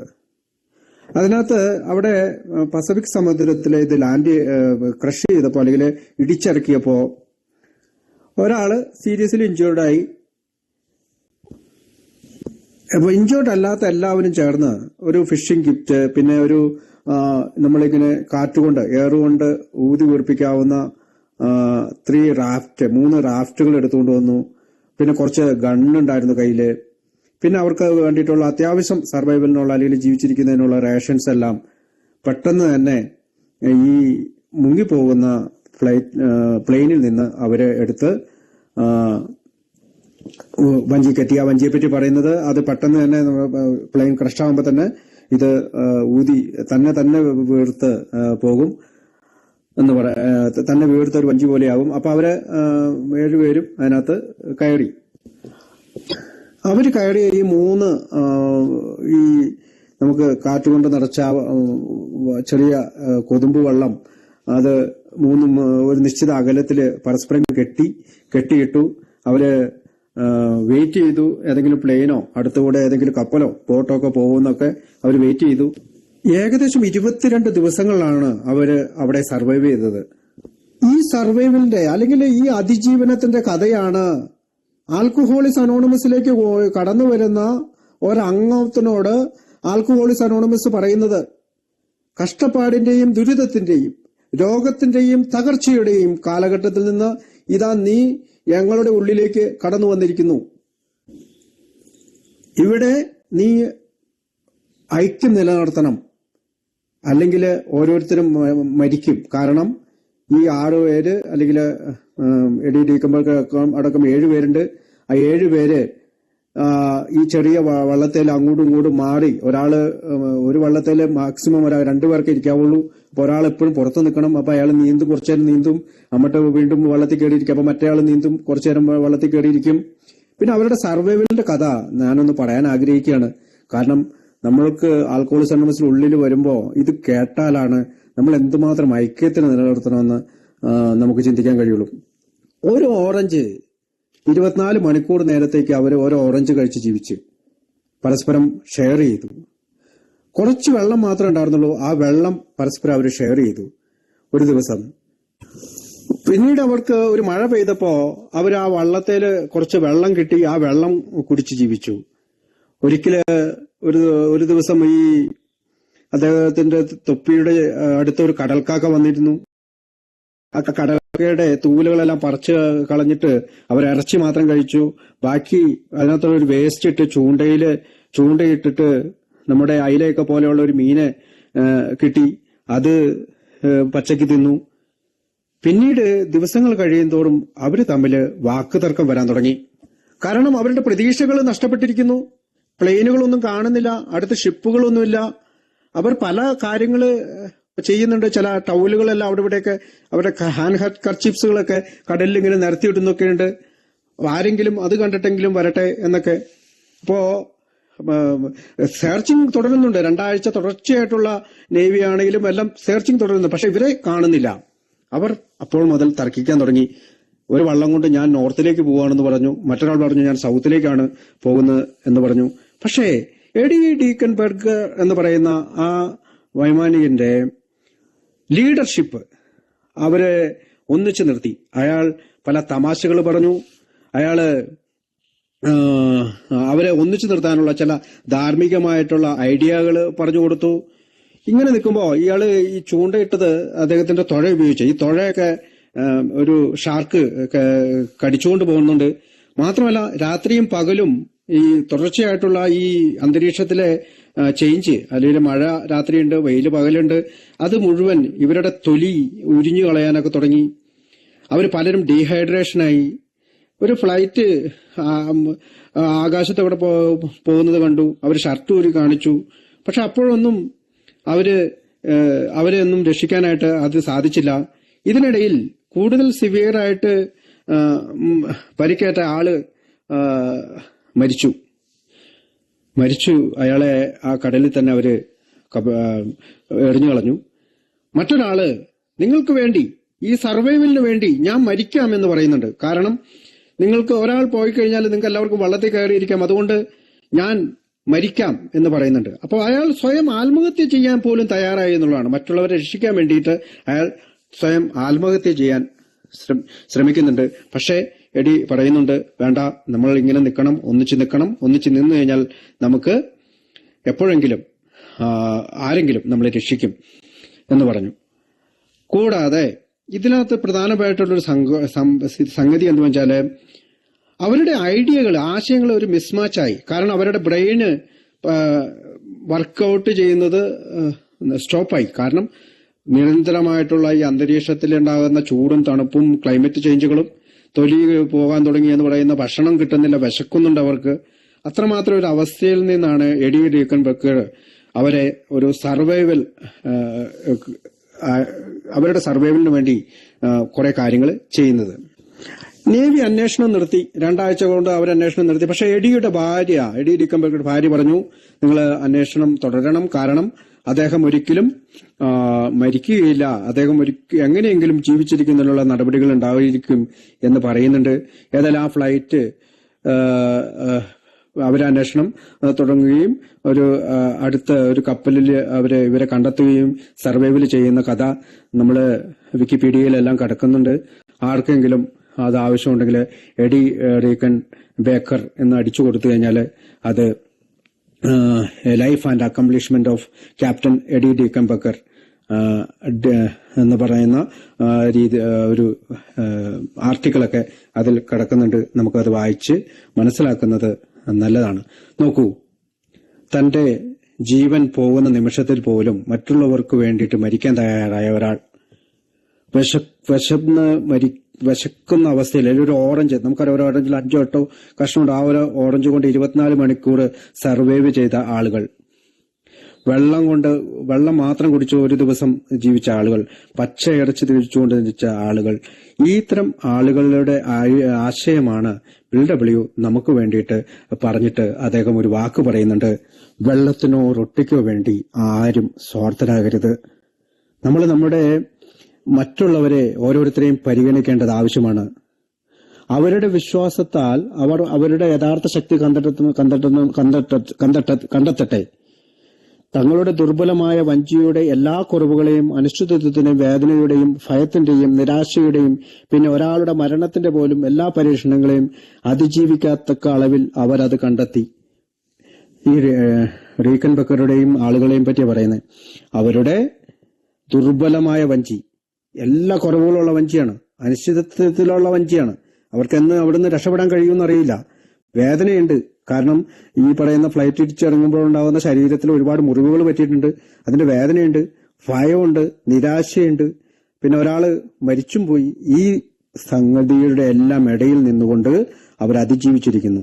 നാമും ഏയോടൊപ്പം ഈ കഥ മനസ്സിലാക്കിയാൽ, ഈ സംഭവം മനസ്സിലാക്കി ഒന്നിച്ചു നിൽക്കണമെന്നാണ് ആൽക്കഹോളിക്സ് അനോണിമസിലെ അംഗങ്ങളായ നമ്മളോട് 1ാം പാരമ്പര്യത്തിലൂടെ നമ്മൾ കണ്ടെത്തുന്നത്. നമ്മളിപ്പോ 2 ഭാഗങ്ങൾ കണ്ടെത്തി. ആരാണ് എയിലെ അംഗം, എന്തിനാണ് ആ അംഗം എയിൽ വരുമ്പോൾ ഐക്യത്തിന് നിലനിൽക്കേണ്ടത്, എല്ലാ അവസ്ഥകളും പരീക്ഷിച്ചതിന് ശേഷം, അല്ലെങ്കിൽ എങ്ങനെയെങ്കിലും കൂടി നിർത്താം, ഏതെങ്കിലും ഹോസ്പിറ്റലിൽ പോയിട്ട് കൂടി നിർത്താം, മറ്റുള്ളവരുടെ ഉപദേശങ്ങൾ സ്വീകരിച്ച് കൂടി നിർത്താം, അങ്ങനെ എല്ലാ അവസ്ഥകളും എല്ലാം പരീക്ഷിച്ചതിന് ശേഷം എയിൽ എത്തിച്ചേരുകയാണ് ഒരാള് എന്ന് നമുക്ക് ആ കഥയിലൂടെ മനസ്സിലായി. കാരണം അവർ ആ ഫ്ലൈറ്റ് ഇറക്കാനായിട്ട് ചതുപ്പ് നിലത്തിൽ ഇറക്കാൻ നോക്കുന്നുണ്ട്, അവരുടെ റേഡിയോ ബന്ധം നഷ്ടപ്പെട്ടു പോകുന്നുണ്ട്, അവരുടെ എല്ലാ പ്രതീക്ഷകളും നഷ്ടപ്പെട്ടു പോകുന്നുണ്ട്. അതുപോലെ തന്നെയാണ് ഒരു ആൽക്കഹോളിക്കും എല്ലാ പ്രതീക്ഷകളും നഷ്ടപ്പെട്ടുകൊണ്ട് എയിലേക്ക് വരികയാണ്. ആരാണ് ആൽക്കഹോളിക്സ് അനോണിമസിലെ നേതൃത്വത്തിൽ പ്രവർത്തിക്കുന്നത്? ആൽക്കഹോളിക്സ് അനോണിമസിലെ അംഗങ്ങൾ തന്നെയാണ്. ആരാണ് എന്റെ ഗ്രൂപ്പിലെ സെക്രട്ടറി? അദ്ദേഹം എ അംഗമാണ്. ആരാണ് എന്റെ ഗ്രൂപ്പിലെ ഹജാൻജി? അയാൾ എ അംഗമാണ്. ആരാണ് എന്റെ ചെയർമാൻ? അയാൾ എ അംഗമാണ്. ആരാണ് എന്റെ ഗ്രൂപ്പ് ചെയർമാൻ? അയാൾ എ അംഗമാണ്. ആരാണ് എന്റെ ട്രസ്റ്റി? അയാൾ എ അംഗമാണ്. അങ്ങനെ എല്ലാ നേതൃത്വ സ്ഥലങ്ങളിലും പ്രവർത്തിക്കുന്നത് എ അംഗങ്ങൾ തന്നെയാണ്. അതുകൊണ്ട് നമുക്കൊരു നേതൃത്വമുണ്ട്. ആ നേതൃത്വം പലപ്പോഴും നമ്മൾ ഈ വ്യക്തികളെക്കാൾ മുൻസ്ഥാനം തത്വങ്ങൾക്കാണ് എന്നൊക്കെ പറഞ്ഞുകൊണ്ട് വ്യക്തികൾക്ക് പ്രാധാന്യമില്ല എന്നൊക്കെ നമ്മൾ പലപ്പോഴും ചിന്തിക്കാറുണ്ട്. ഇപ്പൊ നമ്മൾ ഇതെല്ലാം മനസ്സിലാക്കി കഴിയുമ്പോൾ നമുക്ക് മനസ്സിലാവും എക്ക് ഒരു യഥാർത്ഥ നേതൃത്വമുണ്ടോ? ഉണ്ട്, യഥാർത്ഥ നേതൃത്വമുണ്ട്. അത് എയിലെ അംഗങ്ങൾ തന്നെ നയിക്കുന്ന പല തര സർവീസ് സംഘടനകളാണ്. നമുക്കറിയാതെ സർവീസ് മേഖലകളാണ്. അതിനകത്ത് ഇന്റർഗ്രൂപ്പ് ഉണ്ട്, ഗ്രൂപ്പുകളുണ്ട്, ഡിസ്ട്രിക്ട് കമ്മിറ്റികളുണ്ട്, ഏരിയ കമ്മിറ്റികളുണ്ട്, GSO കോൺഫറൻസ് ഉണ്ട്, ഡെലിഗേറ്റുകളുണ്ട്, അങ്ങനെ പബ്ലിക് ഇൻഫോർമേഷൻ നടത്തുന്നവരുണ്ട്, PI കമ്മിറ്റികൾ, പബ്ലിക് ഇൻഫോർമേഷൻ കമ്മിറ്റികളുണ്ട്. ധാരാളം നേതൃത്വത്താൽ അനുഗ്രഹിക്കപ്പെട്ടതാണ് നമ്മുടെ ആൽക്കഹോളിക്സ് അനോണിമസിലെ സേവന മേഖലകൾ. ഇവിടെ ആരാണ് യഥാർത്ഥത്തില് നേതൃത്വം? അല്ലെങ്കിൽ എഐയില് നേതൃത്വം ഒരു സുപ്രധാന ആവശ്യം എന്ന് പറയുന്ന 1959 ഗ്രേപ്പ്വൈനിൽ പ്രസിദ്ധീകരിച്ച ഏപ്രിൽ മാസം ഗ്രേപ്പ്വൈനിൽ പ്രസിദ്ധീകരിച്ച ബിൽ ഡബ്ല്യുവിന്റെ ഒരു ലേഖനത്തില് ആരാണ് എഐയിലെ നേതൃത്വം, അല്ലെങ്കിൽ അതിന്റെ ആവശ്യം എന്താണ്, അല്ലെങ്കിൽ ശരിയായ ലീഡർ എന്താണെന്ന് വരച്ചു കാണിക്കുന്നുണ്ട്. നമുക്ക് ഒരു നിമിഷം 3 ഭാഗമായിട്ട് അതിലൂടെ ഒന്ന് കടന്നു പോകാം. ഇതിനൊപ്പം നമ്മൾ ചിന്തിക്കേണ്ട മറ്റൊരു കാര്യമുണ്ട്. നിനക്ക് സൗജന്യമായി ലഭിച്ചത് നീ സൗജന്യമായി കൊടുക്കുന്നു. നമുക്ക് കിട്ടിയത് സൗജന്യമായിട്ടാണ്, അതുകൊണ്ട് സൗജന്യമായിട്ടാണ് കൊടുക്കുന്നത്. അപ്പോൾ എയിൽ ഒരു നേതൃത്വവും പെയ്ഡ് അല്ല, പെയ്ഡ് സ്റ്റാഫുകളല്ല, അവരെല്ലാം സേവനത്തിനാണ്. അവർക്ക് കിട്ടിയിരിക്കുന്ന ഗിഫ്റ്റ് എന്താണ്? അവരുടെ സുബോധാവസ്ഥ എന്ന് പറയുന്ന അവരുടെ പ്രതിഫലം അവരവരുടെ സുബോധാവസ്ഥയാണ്. ഒരു സ്പീക്കർ ആയാലും, ഇനിയിപ്പോ അവന് ഒരു ഗ്രൂപ്പിന്റെ ചെയർമാൻ ആയാലും, ഇനി അവന് ഏതെങ്കിലും കോളുകളിലൂടെയോ മറ്റുള്ളവരെ ബന്ധപ്പെടുന്ന ആളുകളെ എല്ലാം അദ്ദേഹത്തിന് വേണ്ടിയിട്ടാണ്, മറ്റൊരാൾക്ക് വേണ്ടിയിട്ടല്ല. ഒരാൾ മറ്റൊരാളോട് മറ്റൊരംഗത്തിനോട് സംസാരിക്കുന്നത് അവരവരുടെ സുബോധത്തിന് വേണ്ടിയിട്ടാണ്. അതുകൂടി കൂട്ടിച്ചേർത്തുകൊണ്ട് നമുക്ക് ആ ലേഖനത്തിലേക്ക് ഒന്ന് പോകാം. വ്യക്തികളെക്കാൾ തത്വങ്ങൾക്ക് മുൻസ്ഥാനം എന്ന നമ്മുടെ പാരമ്പര്യം തെറ്റിദ്ധരിച്ചിട്ട് പലപ്പോഴും നമുക്കൊരു നേതൃത്വം വേണ്ട, അല്ലെങ്കിൽ വ്യക്തികൾ വേണ്ട എന്ന ഒരു അബദ്ധ ധാരണയില് നമ്മുടെ ആളുകൾ എത്തിച്ചേരും. അങ്ങനെ എത്തിച്ചേരുകയാണെങ്കിൽ ഈ പറയുന്ന നേതൃത്വം, അല്ലെങ്കിൽ അങ്ങനെ നേതൃത്വം വഹിക്കുന്നവര് എല്ലാവരെയും പ്രീതിപ്പെടുത്തുന്ന, അല്ലെങ്കിൽ ഒരു ചിന്തിക്കാത്ത ഒരു യന്ത്രപാവയായി തീരുമെന്ന് ആ ലേഖനത്തിൽ ബിൽ ഡബ്ല്യു പറയുന്നുണ്ട്. നമ്മുടെ എല്ലാവരുടെ ആഗ്രഹം ആൽക്കഹോളിക്സ് അനോണിമസിൽ നേതൃത്വം വഹിക്കുന്നവര് അവര് ഭയങ്കര ധർമ്മിഷ്ഠരായിരിക്കണം, എല്ലാവരെയും പ്രചോദിപ്പിക്കുന്നവരായിരിക്കണം, ശരിയായിട്ട് വിലയിരുത്താൻ കഴിയുന്നവരായിരിക്കണം, അവര് നന്നായിട്ട് പ്രവർത്തിക്കുന്നവരായിരിക്കണം, നമ്മളെപ്പോലുള്ള ആൽക്കഹോളിക്സ് അനോണിമസിലെ അംഗങ്ങൾക്ക് ഉത്തമ ഉദാഹരണങ്ങളായിരിക്കണം എന്ന് നമ്മൾ ചിന്തിക്കുന്നു. അല്ലെങ്കിൽ അവർക്ക് ഒരിക്കലും തെറ്റ് പറ്റരുത്. അങ്ങനെയുള്ളവരെ ആണ് നമുക്ക് നേതൃത്വത്തിൽ വേണ്ടതെന്ന് നമ്മൾ ഒരു പക്ഷേ നിർബന്ധം പിടിച്ചേക്കാമെന്ന് ആ ലേഖനത്തിൽ പറയുന്നു. ശരിയായ നേതൃത്വത്തിൽ നമ്മൾ ആഗ്രഹിക്കുന്ന മേന്മകൾ ഈ ഇത്തരം കാര്യങ്ങളല്ല. ശരിയായ നേതൃത്വം എന്ന് പറയുന്നത് ഇതിന്റെ എല്ലാം നടുവിലാണ് പ്രവർത്തിക്കേണ്ടതെന്നാണ് ആ ലേഖനത്തിൽ പറയുന്നത്.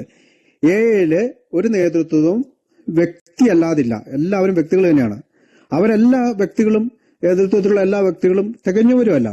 ഭാഗ്യമായിട്ട് നമ്മുടെ ഒരു ഭാഗ്യം കൊണ്ട് ഈ പറയുന്ന ആൽക്കഹോളിക്സ് അനോണിമസിലെ ഇപ്പോഴത്തെ സജീവ പ്രവർത്തകര്, അല്ലെങ്കിൽ ഇപ്പോൾ വരുന്ന പുതിയ ആളുകള് നല്ലൊരു നേതൃത്വമാകാനായിട്ടുള്ള സാധ്യമായിട്ടുള്ള നല്ല കൂട്ടമായിട്ട് വന്നു ചേരുന്നുണ്ട്. പ്രത്യേകിച്ച് നമ്മുടെ പുതുതലമുറക്കാരെല്ലാം നമ്മുടെ കൂട്ടായ്മയില് വലിയൊരു നേതൃത്വത്തില് വന്നുകൊണ്ടിരിക്കുന്നു. അത് അതിനാൽ നമ്മൾ അനുഗ്രഹിക്കപ്പെട്ടവരാണ്. നമ്മൾ ആരെയാണ് നമ്മുടെ നേതൃത്വത്തിലേക്ക് കൊണ്ടുവരുന്നത്?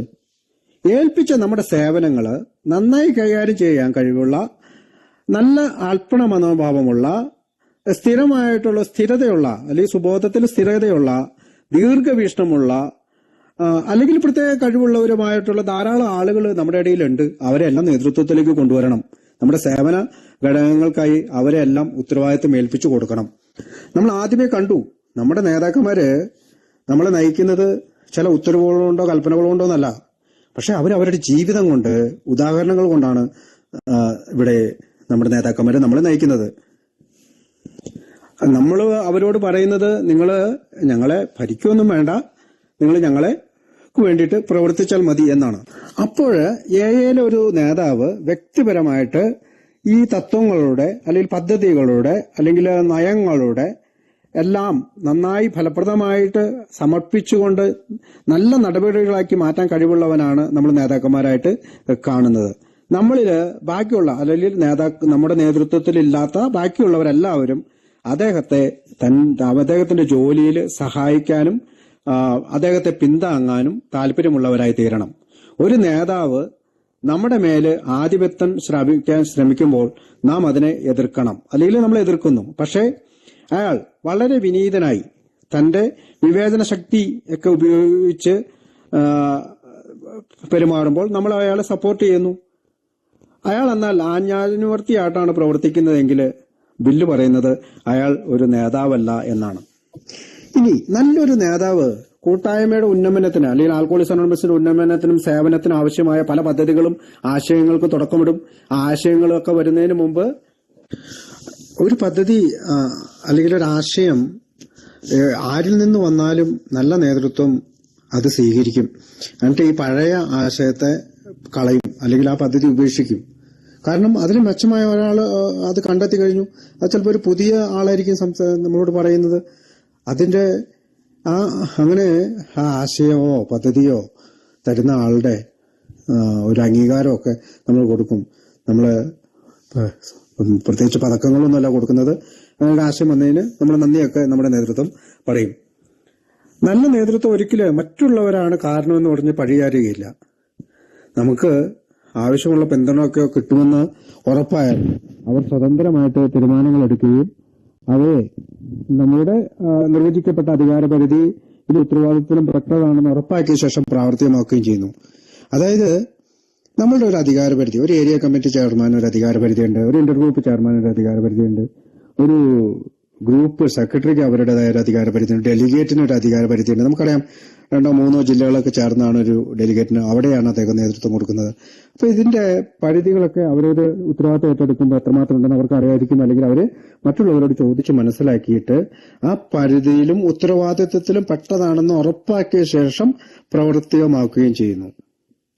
ഒരു രാഷ്ട്രീയത്തിൽ പ്രവർത്തിക്കുന്ന ഒരാളാണ്, അല്ലെങ്കിൽ രാഷ്ട്രീയ നേതാവ്, അയാൾ എപ്പോഴും ജനങ്ങൾക്ക് എന്ത് വേണമെങ്കിലും നേടിക്കൊടുക്കണമെന്ന് ആഗ്രഹിക്കുന്നവനാണ്. പക്ഷെ ഒരു ഭരണകർത്താവല്ല, അങ്ങനെയല്ല. എന്ത് ചെയ്യണം, ഏത് ചെയ്യണം, എപ്പോൾ ചെയ്യണം എന്നൊക്കെ ഒരു ശ്രദ്ധാപൂർവമായ ഒരു തിരിച്ചറിവൊക്കെ കിട്ടുന്ന ഒരു വ്യക്തിയാണ്. ഇനി ഒരു അസ്വസ്ഥരായ ഒരു പറ്റം ആളുകള്, അല്ലെങ്കിൽ ശരിയായ കാര്യങ്ങൾ മനസ്സിലാകാത്ത ഒരു ആളുകള് അവരൊരു വലിയ ഭൂരിപക്ഷം തന്നെയായിരിക്കാം. അവർക്കും തെറ്റുപറ്റാം. യാദൃശ്ചികമായിട്ട് ഇങ്ങനെ ഒരു വലിയ ഭൂരിപക്ഷത്തിന് അങ്ങനെ ഒരു തെറ്റ് പറ്റുമ്പോൾ അതിന്റെ കൂടെ നിൽക്കുന്നവനല്ല നേതാവ്. നിർണായകമായ അത്തരം ഒരു വിപത്ത് നമ്മുടെ മുന്നിൽ വന്നു കഴിഞ്ഞാൽ അതിനെ തടയിടാനായിട്ട് ഒരു ന്യൂനപക്ഷത്തിന്റെ അഭിപ്രായത്തിനോ അല്ലെങ്കിൽ അവരുടെ സപ്പോർട്ടുകളോ സ്വീകരിച്ചുകൊണ്ട് തന്റെ അധികാരവും പ്രേരണയും ഉപയോഗപ്പെടുത്തി ആ വലിയ ഭൂരിപക്ഷത്തിന്റെ വലിയ വിപത്തിന്റെ കൊടുങ്കാറ്റിനെ തടുക്കുന്നത് നല്ലൊരു നേതാവാണെന്ന് ബിൽഡബ്ല്യു ആ ലേഖനത്തിൽ പറയുന്നുണ്ട്. ചില ആളുകളുണ്ട്, അവരെ പറ്റി പറയുന്നത് എതിർക്കാൻ വേണ്ടി എതിർക്കുന്നവർ, വെറുതെ എതിർക്കാൻ വേണ്ടിയിട്ട് എതിർക്കുന്നവർ എന്നാണ് അവരെ പറ്റി പറയുന്നത്. അത് ആൽക്കോളിക്സ് അനോണിമസിന്റെ നേതൃത്വത്തിന് നേരിടേണ്ട ഏറ്റവും വലിയ പ്രതിസന്ധിയാണ്. അതായത് ആൽക്കോളിക്സ് അനോണിമസിലെ ഒരു കാര്യം ചെയ്യണമെങ്കിൽ ഞാൻ പറയുന്നത് പോലെ ചെയ്താൽ മതി, അല്ലെങ്കിൽ അത് ചെയ്യണ്ട, അങ്ങനത്തെ ഒരു ധാരണയുള്ളവര്, അല്ലെങ്കിൽ ചെയ്യുന്ന അംഗത്തിനോടുള്ള ദേഷ്യം അല്ലെങ്കിൽ എന്തെങ്കിലും നീരസം വെച്ചുകൊണ്ട് അയാൾ ചെയ്യുന്നത് കൊണ്ട് ഞാൻ എതിർക്കുന്നു. അപ്പോൾ ആൽക്കഹോളിക്സ് അനോണിമസിലെ ഗ്രൂപ്പിലെ അംഗങ്ങള് പുറകോട്ട് പോവുകയോ കുടിക്കാൻ പോവുകയോ ആ ഗ്രൂപ്പ് തകരുകയോ അതൊന്നും പ്രശ്നമല്ല. എനിക്ക് അയാളോട് ദേഷ്യമുണ്ട്, അയാളുടെ ആ പദ്ധതി എനിക്കിഷ്ടപ്പെടുന്നില്ല, അതുകൊണ്ട് ഞാൻ എതിർക്കുന്നു. അതിനെയാണ് എതിർക്കാൻ വേണ്ടിയിട്ട് എതിർക്കുന്നവർ എന്ന വാക്യത്തിൽ ബിൽഡബ്ല്യു വിവരിക്കുന്നത്. നമുക്ക് ഇത്തരം എതിർപ്പുകൾ കാണുമ്പോൾ തന്നെ അറിയാം ഇതൊരു ഉൾക്കാഴ്ചയില്ലാത്ത തന്റെ തന്നെ ഒരു അഹങ്കാരത്തിൽ നിന്നോ അഹംഭാവത്തിൽ നിന്നോ കടന്നു വരുന്നതാണ്. മറ്റൊരു ഭാഷയിൽ പറഞ്ഞു കഴിഞ്ഞാല് ഞാൻ അത് തടയിടാൻ ആഗ്രഹിക്കുന്നു, എനിക്കത് ഇഷ്ടമല്ല, അതുകൊണ്ട് ഞാൻ എതിർക്കുന്നു. ഒരു വ്യക്തമായ കാരണങ്ങളൊന്നും അവർക്ക് ഉണ്ടാവില്ല, പക്ഷെ അവര് വെറുതെ എതിർക്കും. അപ്പോൾ എനിക്കിഷ്ടമല്ലാത്തൊരു കാര്യം ചെയ്യുമ്പോൾ എനിക്കിഷ്ടമല്ലാത്തത് കൊണ്ട് മാത്രം ആ വ്യക്തിയായിട്ടോ അല്ലെങ്കിൽ ആ പദ്ധതിയായിട്ടോ ഇഷ്ടമല്ലാത്തത് കൊണ്ട് മാത്രം എതിർക്കുന്നത് ശരിയല്ല. അത് ശരിയായ ഒരു മനസ്സിൽ നിന്നോ ഹൃദയത്തിൽ നിന്നോ വരുന്നതല്ല എന്ന് ബിൽഡബ്ല്യു പറയുന്നുണ്ട്. ഒരു നല്ല നേതാവ് എപ്പോഴും മനസ്സിലാക്കേണ്ടത് ശാന്തരായിട്ടുള്ള അല്ലെങ്കിൽ വളരെ എളിമയായിട്ടുള്ളവര് പലപ്പോഴും പല കാര്യങ്ങൾ പറയുമ്പോൾ തെറ്റുമ്പോൾ ഗർഭിഷ്ഠരായിട്ടുള്ള ഭയങ്കര ദേഷ്യ മനോഭാവമുള്ള അവര് പറയുന്നത് ചിലപ്പോൾ ശരിയായിട്ട് മാറാം. അതൊരു നല്ല നേതാവ് ചിന്തിച്ചിരിക്കണം. നല്ല നേതാവിന്റെ ഒരു മനോഭാവം എന്ന് പറയുന്നത്, നല്ല മനോഭാവം എന്ന് പറയുന്നത് വിട്ടുവീഴ്ചയ്ക്ക് തയ്യാറാവുക എന്നുള്ളതാണ്. നമുക്കറിയാം നമ്മുടെ ജീവിതത്തിലെ പുരോഗതികളെല്ലാം നമ്മൾ ഓരോ ദിവസങ്ങളോടും ചെയ്യുന്ന ഓരോ നിമിഷവും ചെയ്യുന്ന ചില വിട്ടുവീഴ്ചകളിൽ നിന്നാണ് ശരിയായ ദിശയിൽ പുരോഗതി നമുക്ക് കടന്നു വരുന്നത്.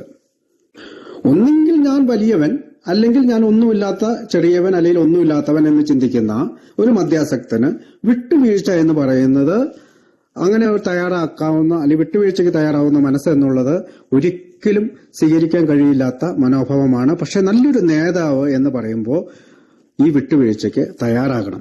അതുകൊണ്ട് തന്നെയാണ് പുരോഗതി എന്ന് പറയുന്നത് വിട്ടുവീഴ്ചകളുടെ ഒരു കൂമ്പാരമാണ് എന്ന് പറയുന്നത്. അവിടെയാണ് നമ്മൾ വിശ്വസിക്കുന്നതും. എന്നിരുന്നാലും നമുക്ക് എപ്പോഴും വിട്ടുവീഴ്ച ചെയ്യാൻ കഴിയില്ല. തീരുമാനമാകുന്നതുവരെ ചിലപ്പോൾ നമുക്ക് പൂർണ്ണ ബോധ്യമുള്ള ചില കാര്യങ്ങളിൽ നാം അചഞ്ചലമായിട്ട് നിൽക്കേണ്ടി വന്നേക്കാം. ചില വിട്ടുവീഴ്ചകൾക്ക് നമുക്ക് ഇനിയിപ്പോൾ ആ കാര്യം ബോധ്യപ്പെടണം, എങ്കിലും നമ്മൾ ആ വിട്ടുവീഴ്ചയ്ക്ക് തയ്യാറാവും. അത് ശരിയാകാം. ഏത് വഴി തിരഞ്ഞെടുക്കണമെന്ന കൃത്യമായ സമയവും ശ്രദ്ധാപൂർവമുള്ള വിവേചന ശക്തിയും ആവശ്യമാക്കുന്ന സാഹചര്യമാണത്. ആ സാഹചര്യത്തിൽ, വിട്ടുവീഴ്ച ചെയ്യാൻ പറ്റാത്ത സാഹചര്യത്തിൽ എന്താണ് ഞാൻ ചെയ്യേണ്ടത്, അതിന് കൃത്യമായിട്ടൊരു വിവേചന ശക്തി, അല്ലെങ്കിൽ എപ്പോഴാണ് ഞാനത് തിരുത്തേണ്ടതെന്നുള്ള ഒരു സമയക്രമമൊക്കെ ഒരു നല്ല നേതാവ് സ്വീകരിച്ചിരിക്കണം. എന്നാൽ മറ്റൊരവസ്ഥ നേതൃത്വത്തിൽ നേരിടേണ്ടി വന്നത് വിമർശനങ്ങളെയാണ്. കനത്ത വിമർശനങ്ങൾ അല്ലെങ്കിൽ ക്രിയാത്മകമായ വിമർശനങ്ങളെല്ലാം നമ്മൾ നേരിടേണ്ടി വന്നേക്കാം. അത് നമ്മുടെ സുഹൃത്തുക്കളെ അല്ലെങ്കിൽ ആൽക്കഹോളിക്സ് അനോണിമസിലെ സുഹൃത്തുക്കളിൽ നിന്ന് തന്നെയാകാം. ആ വിമർശനങ്ങൾക്ക് നാം ശ്രദ്ധ കൊടുക്കണം. അവിടെ എന്തെങ്കിലും നമ്മൾ പരിഷ്കരിക്കേണ്ടതോ മാറ്റിവെക്കേണ്ടതോ ഒക്കെ ഉണ്ടെങ്കിൽ നമ്മൾ അതിന് തയ്യാറാകണം. നമുക്ക് പലപ്പോഴും ആ വിമർശനങ്ങളോട് യോജിക്കാൻ കഴിയുന്നില്ല, അല്ലെങ്കിൽ വിയോജിക്കേണ്ടി വരുമെങ്കിലും നമ്മുടെ സുഹൃത്ത് ബന്ധം നഷ്ടപ്പെടുത്താതെ നമുക്കത് നമ്മുടെ തീരുമാനങ്ങളിൽ ഉറച്ച് നിന്നുകൊണ്ട് തന്നെ നമുക്ക് പ്രവർത്തിക്കേണ്ടതായിട്ട് വരും. ചില ആളുകളുണ്ട്, അവരെ നമ്മൾ വിളിക്കുന്നത് വിനാശകാരികൾ എന്നാണ്. കാരണം അവർ ഭയങ്കര വിമർശകരാണ്. അവര് മറ്റുള്ളവരെ നിയന്ത്രിക്കാൻ ശ്രമിക്കുന്നവരാണ്, രാഷ്ട്രീയം കളിക്കുന്നവരാണ്, മറ്റുള്ളവരുടെ മേൽ കുറ്റാരോപണം നടത്തുന്നവരാണ്. അവർ ചില സമയങ്ങളെല്ലാം വളരെ അക്രമാസക്തരാവും, വിദ്വേഷമുള്ളവരാവും. അവരുടെ ലക്ഷ്യപ്രാപ്തിക്ക് വേണ്ടിയിട്ട് ചില കിംവദന്തികള്, അപവാദങ്ങള്, പരദൂഷണങ്ങള് അവരുപയോഗിക്കും. അവരെപ്പോഴും പറയുന്നത് ഇതെല്ലാം ഞാൻ പറയുന്നത് ഏകയുടെ നന്മയ്ക്ക് വേണ്ടി എന്നാണ്. നമ്മൾ അങ്ങനെയുള്ളവരുമായിട്ടൊക്കെ ബന്ധപ്പെട്ട് കഴിയുമ്പോൾ നമുക്കൊരു കാര്യം മനസ്സിലാവും, അവരത്രമാത്രം വിനാശകാരികളൊന്നുമല്ല. നമ്മളെക്കാൾ കുറച്ച് രോഗം കൂടിയവരാണ്, അല്ലെങ്കിൽ നമ്മൾ പറയുന്നത് നമ്മളെക്കാൾ കൂടുതൽ രോഗബാധിതരാണെന്നുള്ള ഒരു മനസ്സിലാക്കല് നമുക്ക് മനസ്സിലാവും. നമ്മൾ ഇനി എന്തെങ്കിലും പരിപാടികൾ ആരംഭിക്കുന്നതിന് മുമ്പ് അല്ലെങ്കിൽ പദ്ധതികൾ ആരംഭിക്കുന്നതിന് മുമ്പ് ഇത്തരം ആളുകൾ പറയുന്നത് ശ്രദ്ധയോടെ കേൾക്കാൻ ബാധ്യസ്ഥനാണ്. ചിലപ്പോൾ അവർ പറയുന്നത് പൂർണ്ണമായിട്ട് ശരിയായിട്ടുള്ള കാരണങ്ങളാകാം, ചിലപ്പോൾ അപൂർണമാകും. മിക്കപ്പോഴും അവർ വെറുതെ അവരുടെ തന്നെ വിഡ്ഢിത്തങ്ങളെ ഇങ്ങനെ ന്യായീകരിച്ചുകൊണ്ടുള്ള വർത്തമാനങ്ങളായിരിക്കും പറയുക. അവർ പറയുന്ന അസംബന്ധങ്ങൾ പൂർണ്ണമായതോ അപൂർണമായതോ ആയുള്ള കാര്യങ്ങൾ, സത്യമോ അസത്യമോ ആയിട്ടുള്ള കാര്യങ്ങൾ, ഇവയെല്ലാം തന്നെ ഒരു നല്ല നേതാവിനെ വേദനിപ്പിച്ചേക്കാം. അതുകൊണ്ടാണ് നമ്മൾ വളരെ ശ്രദ്ധയോടെ ഇവ കേൾക്കണമെന്ന് പറയുന്നത്. ഇനി അവർ പറയുന്ന കാര്യങ്ങളിൽ എന്തെങ്കിലും നല്ല കാര്യമുണ്ടെങ്കിൽ അത് സ്വീകരിക്കണം. എന്നിട്ട് അവരോട് നന്ദി പറഞ്ഞുകൊണ്ട് നമ്മുടെ പഴയ നിലപാടിനെ പുനഃപരിശോധിച്ച് പുതിയ നിലപാട് സ്വീകരിച്ചുകൊണ്ട് മുന്നോട്ട് പോകണം. തികച്ചും അസംബന്ധം എന്ന് നമുക്ക് തോന്നുവാണെങ്കിൽ നമുക്കത് അവഗണിക്കാം. അല്ലെങ്കിൽ നമ്മൾ അവരോട് കാര്യകാരണങ്ങൾ നിരത്തി സമ്മതിപ്പിക്കുവാൻ ശ്രമിക്കാം. ഇനി ഇൻ കേസ് നമ്മൾ അവരെ കൺവിൻസ് ചെയ്യാൻ ശ്രമിച്ചിട്ട് അത് നടക്കുന്നില്ല എങ്കിൽ, അതും പരാജയപ്പെട്ടു പോയാൽ നമുക്കൊരു കാര്യം മനസ്സിലാക്കാൻ സാധിക്കും, അവർക്ക് മനസ്സിലാക്കാനുള്ള കഴിവില്ലാത്തവരാണ്. അതുകൊണ്ട് നമ്മൾ അതിനകത്ത് കടന്ന് ഉരുളേണ്ട കാര്യമില്ല. അവയെല്ലാം മറക്കാനായിട്ട് ശ്രമിച്ചുകൊണ്ട് നമുക്ക് മുന്നോട്ട് പോകാം. ഇവിടെയാണ് നമ്മളെ ക്ഷമ പഠിപ്പിക്കുന്നത്, അല്ലെങ്കിൽ യഥാർത്ഥ ക്ഷമ പഠിപ്പിക്കുന്നത്. കാരണം യഥാർത്ഥത്തിൽ അവർ വലിയ കുഴപ്പക്കാരൊന്നുമല്ല, പക്ഷെ അവർ അസ്വാഭാവികമായി പെരുമാറുന്നു. അങ്ങനെയുള്ള അംഗങ്ങളും നമ്മുടെ സഹോദര അംഗങ്ങളാണ്. അവരുടെ ഇത്തരം പ്രകടനങ്ങളെയും പ്രവർത്തനങ്ങളെയും എല്ലാം ഓർത്തിരിക്കുക എന്നുള്ളത് ഇതിനേക്കാൾ ഉപരി അത് മറന്നുകൊണ്ട് യഥാർത്ഥ ക്ഷമയെ പരിപോഷിപ്പിക്കാനുള്ള സമയം നമ്മൾ ഉപയോഗിക്കണം. അത് അവരെ ചുറ്റിപ്പറ്റി നടക്കാതെ നമുക്ക് യഥാർത്ഥത്തിൽ മറ്റുള്ളവർക്ക് പ്രയോജനകരമായി ജീവിക്കുന്നത് എങ്ങനെയാണ്, അല്ലെങ്കിൽ ആൽക്കഹോളിക്സ് അനോണിമസിന് പ്രയോജനകരമായിട്ട് ജീവിക്കുന്നത് എങ്ങനെയാണ് എന്ന് സ്വയം പരിശോധിച്ചുകൊണ്ട് അങ്ങനെയുള്ള നല്ല മാർഗങ്ങൾ സ്വീകരിക്കാനായിട്ട് നമുക്ക് മുന്നോട്ട് ചിന്തിക്കാം. ഒരു പക്ഷേ നമുക്ക് സ്വീകരിക്കാൻ പറ്റാത്ത ഒരു മാർഗമായിരിക്കും ഇത്, മറ്റുള്ളവരോട് ക്ഷമിച്ചുകൊണ്ട് നമുക്ക് മുന്നോട്ട് കൊണ്ടുപോകുക എന്നുള്ളത്. പക്ഷേ നമ്മൾ ചിലപ്പോൾ പരാജയപ്പെട്ടാലും പിന്നീട് വിജയം കാണുന്ന ഒരു മാർഗമാണത്. നാം എപ്പോഴും ഇതിനു വേണ്ടിയിട്ടാണ് ശ്രമിച്ചുകൊണ്ടിരിക്കേണ്ടത്. നമുക്ക് എപ്പോഴും നമ്മൾ കേട്ടിട്ടുണ്ട് 1 day at a time, അല്ലെങ്കിൽ 24 മണിക്കൂർ പദ്ധതി, ഈ ഒരു ദിവസത്തേക്കുള്ള പദ്ധതി എന്ന് കേട്ടിട്ടുണ്ട്. പക്ഷെ അത് നമ്മുടെ വൈകാരിക ജീവിതത്തിലെ അവസ്ഥകളെ നിയന്ത്രിക്കുന്നതിന് വേണ്ടി ഉപയോഗിക്കാനുള്ളതാണ്. അത് പറഞ്ഞുകൊണ്ട് ഒരു വീക്ഷണം, അല്ലെങ്കിൽ ഒരു ഗ്രൂപ്പിന്റെ ഒരു വീക്ഷണം അത് പ്രധാനപ്പെട്ട ഒരു ഗുണമാണ്. അത് ഇനി വരാനിരിക്കുന്ന ആൽക്കഹോളിക്സ് അനോണിമസിലെ അംഗങ്ങൾക്കും അല്ലെങ്കിൽ ഭാവിയിൽ ഇപ്പോൾ നിലനിൽക്കുന്ന അംഗങ്ങൾക്കും പ്രയോജനകരമായ രീതിയിലുള്ള കാര്യങ്ങളായിരിക്കണം നമ്മൾ ചെയ്യേണ്ടത് അതിന്റെ ഒരു മൂല്യം നിർണ്ണയിക്കാനുള്ള ഒരു കഴിവ് ഒരു യഥാർത്ഥ നേതാവിനുണ്ടാകണം. അല്ലാതെ ഒരു നേരം ഒരു ദിവസം എന്നൊക്കെ പറഞ്ഞുകൊണ്ട് വളരെ പെട്ടെന്ന് തീരുമാനങ്ങൾ എടുക്കുകയും ആ ഫ്യൂച്ചറിൽ അതിനെ എന്തെങ്കിലും കുഴപ്പങ്ങളോ തീരുമാനത്തിന് വലിയ പ്രശ്നങ്ങളോ ഉണ്ടാവുകയാണെങ്കിൽ നമുക്ക് പ്രശ്നങ്ങളാകും.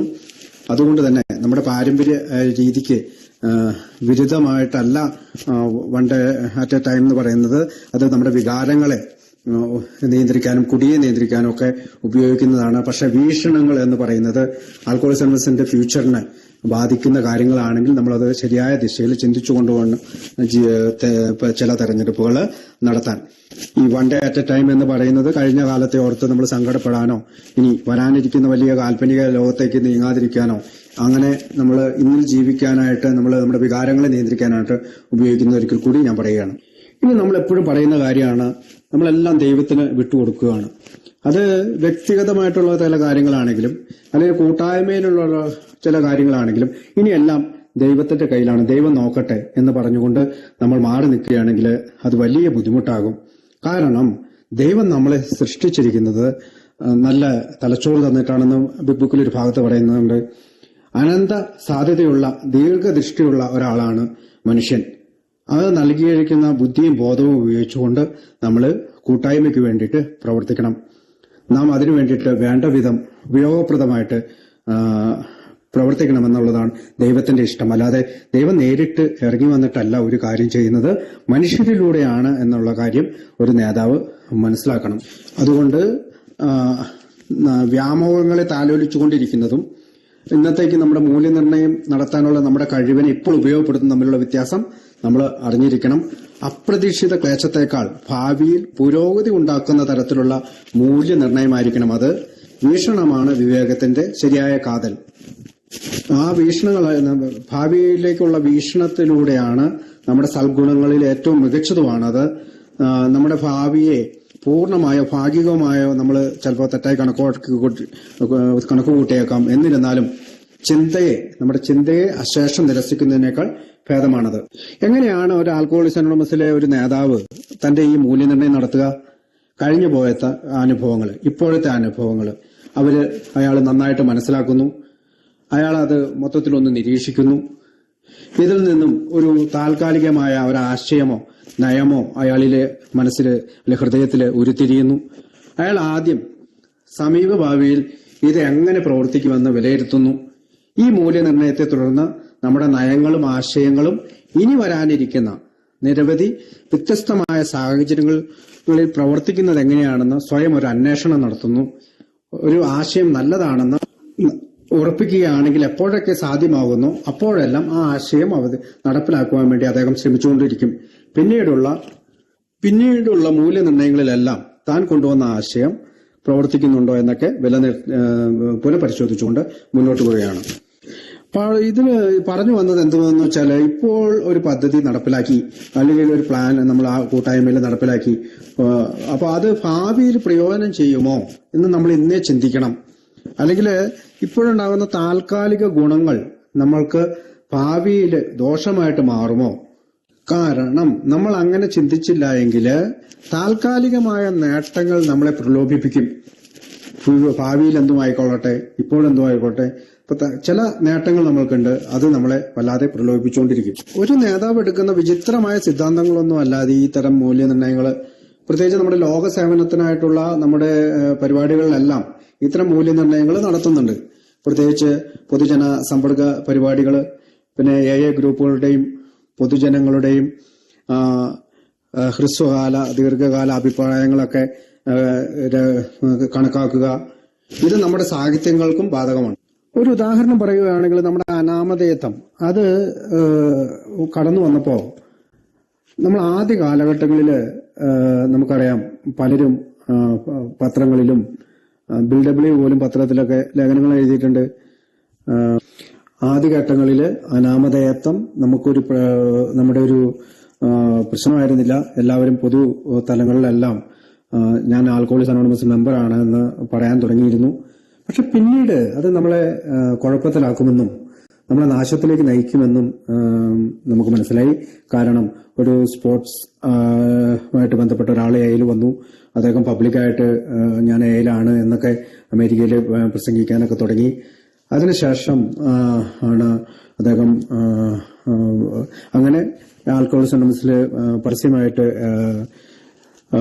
അംഗമാണെന്ന് വെളിപ്പെടുത്തിയ ആളുകൾ മദ്യസക്തിയിലേക്ക് തിരിച്ചു പോവുകയും എയുടെ വില ഇടിയുകയും ചെയ്യും എന്ന ഒരു ബോധ്യം വന്നതിന് ശേഷമാണ് അനോണിമിറ്റിയെ കൂടുതൽ പ്രോത്സാഹിപ്പിക്കാൻ തുടങ്ങിയത്. പക്ഷേ ആദ്യം ഇതൊരു മിന്നലാട്ടമായിട്ട് വന്ന ഒരു മിന്നൽ പോലെ വന്നതാണ്. പക്ഷേ അതൊരു ആഴത്തിലുള്ള ബോധ്യമായിട്ട് തീർന്നത് ഒരു ദീർഘവീക്ഷണത്തിലോ അല്ലെങ്കിൽ ഒരു മൂല്യനിർണ്ണയത്തിലൂടെയാണ്. ഇങ്ങനെ തന്നെയാണ് എയിലെ ഓരോ ഉത്തരവാദിത്തങ്ങളും നടക്കുന്നത്. അങ്ങനെ എയിലെ ഓരോ പ്രവർത്തനങ്ങളും, പ്രത്യേകിച്ച് നമ്മുടെ ട്രസ്റ്റുമാരൊക്കെ ലോക നേതൃത്വത്തെ സംബന്ധിച്ചിട്ടുള്ള ഒരു ഇത്തരം ദീർഘവീക്ഷണങ്ങളിലൂടെയൊക്കെയാണ് കടന്നു പോകേണ്ടത്. ഇപ്പൊ ബില്ല് അവിടെ ഒരു ഭാഗം കൂടി ചേർക്കുന്നുണ്ട്. ട്രസ്റ്റിമാരെ എല്ലാം തെരഞ്ഞെടുക്കുമ്പോൾ അല്ലെങ്കിൽ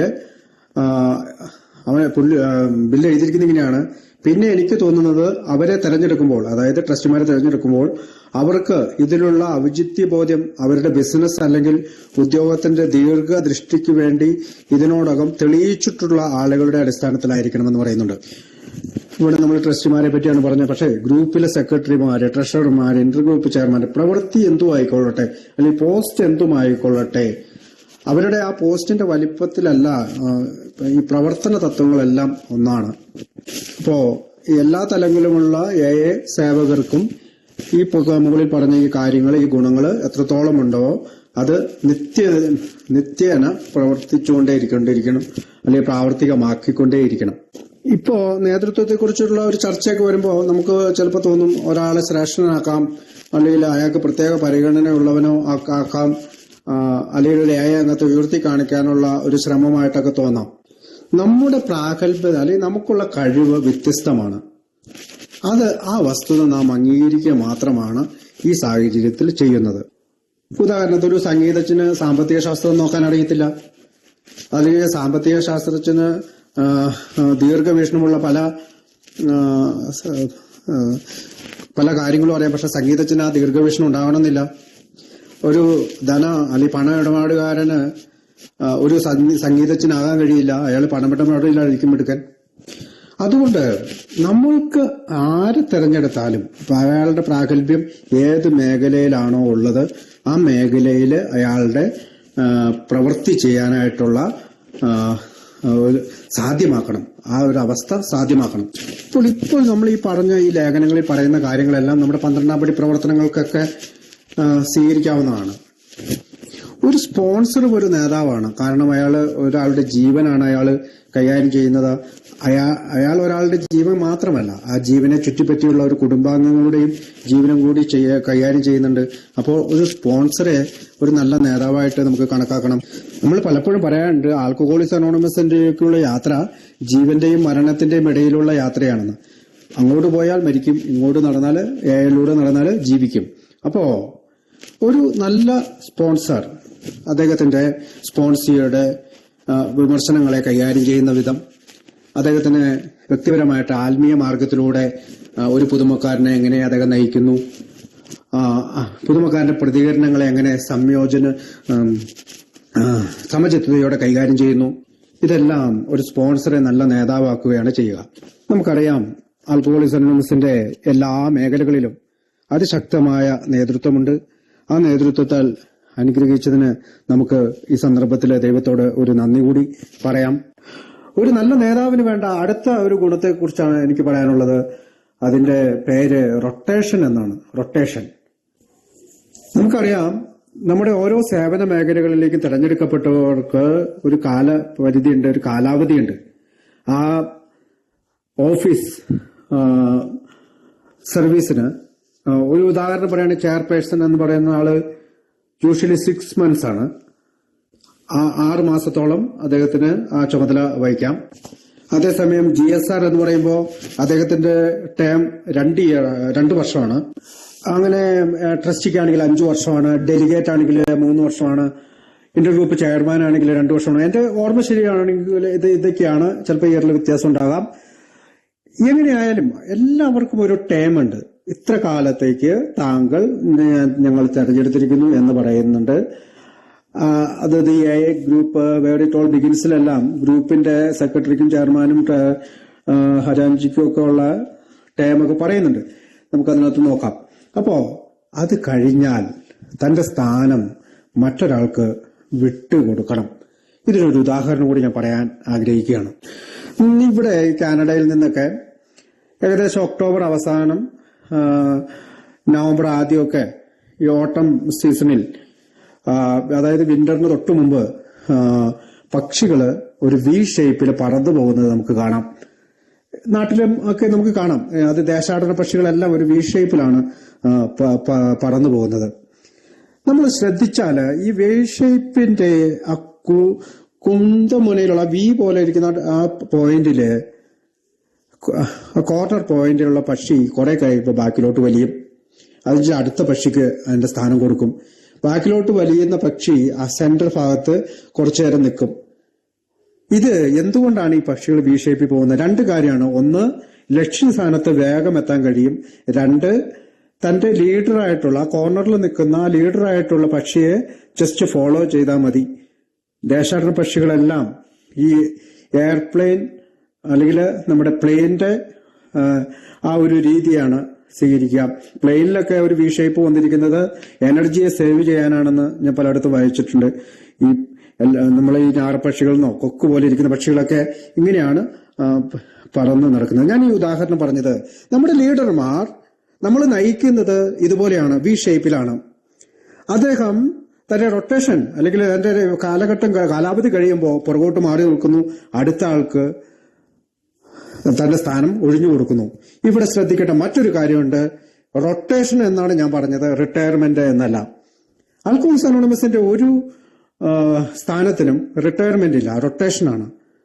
അപ്പോ ഈ റൊട്ടേഷൻ ചെയ്യുന്ന ആള് ചിലപ്പോഴൊക്കെ ഞാൻ കേട്ടിട്ടുണ്ട്, ഇന്റർ ഗ്രൂപ്പ് ചെയർമാൻ ആണെങ്കിൽ എന്റെ കാലാവധി കഴിഞ്ഞു, ഞാൻ അടുത്ത ആൾക്ക് കൊടുത്തു, അതുകൊണ്ട് ഞാൻ ഈ മീറ്റിങ്ങിന് പോകുന്നില്ല. അതല്ല, ഈ റൊട്ടേഷൻ ചെയ്ത ആള് അടുത്ത ഇന്റർ ഗ്രൂപ്പ് ചെയർമാനാണ് റൊട്ടേഷൻ ചെയ്തെങ്കിൽ അടുത്ത ഇന്റർ ഗ്രൂപ്പ് മീറ്റിങ്ങിന് പോവുമോ, ഏരിയ കമ്മിറ്റി മീറ്റിങ്ങിന് പോവോ, ഡെലിഗേറ്റ് ആണെങ്കിൽ ഏരിയ കമ്മിറ്റി മീറ്റിങ്ങിന് പോവോ, DCM ആണെങ്കിൽ ഡിസ്ട്രിക്ട് കമ്മിറ്റി മീറ്റിങ്ങിന് പോവോ, ട്രസ്റ്റി ആണെങ്കിൽ അവരുടെ റീജിയന്റെ മീറ്റിംഗിൽ, അവലോകന മീറ്റിംഗിലെല്ലാം പോയി തന്റെ അനുഭവങ്ങൾ വെച്ചുകൊണ്ട് അവിടെ ഉണ്ടാകുന്ന പുതിയതായിട്ട് വരുന്ന പദ്ധതികൾക്കും പ്ലാനുകൾക്കും തന്റെ ആശയങ്ങൾ കൈമാറണം.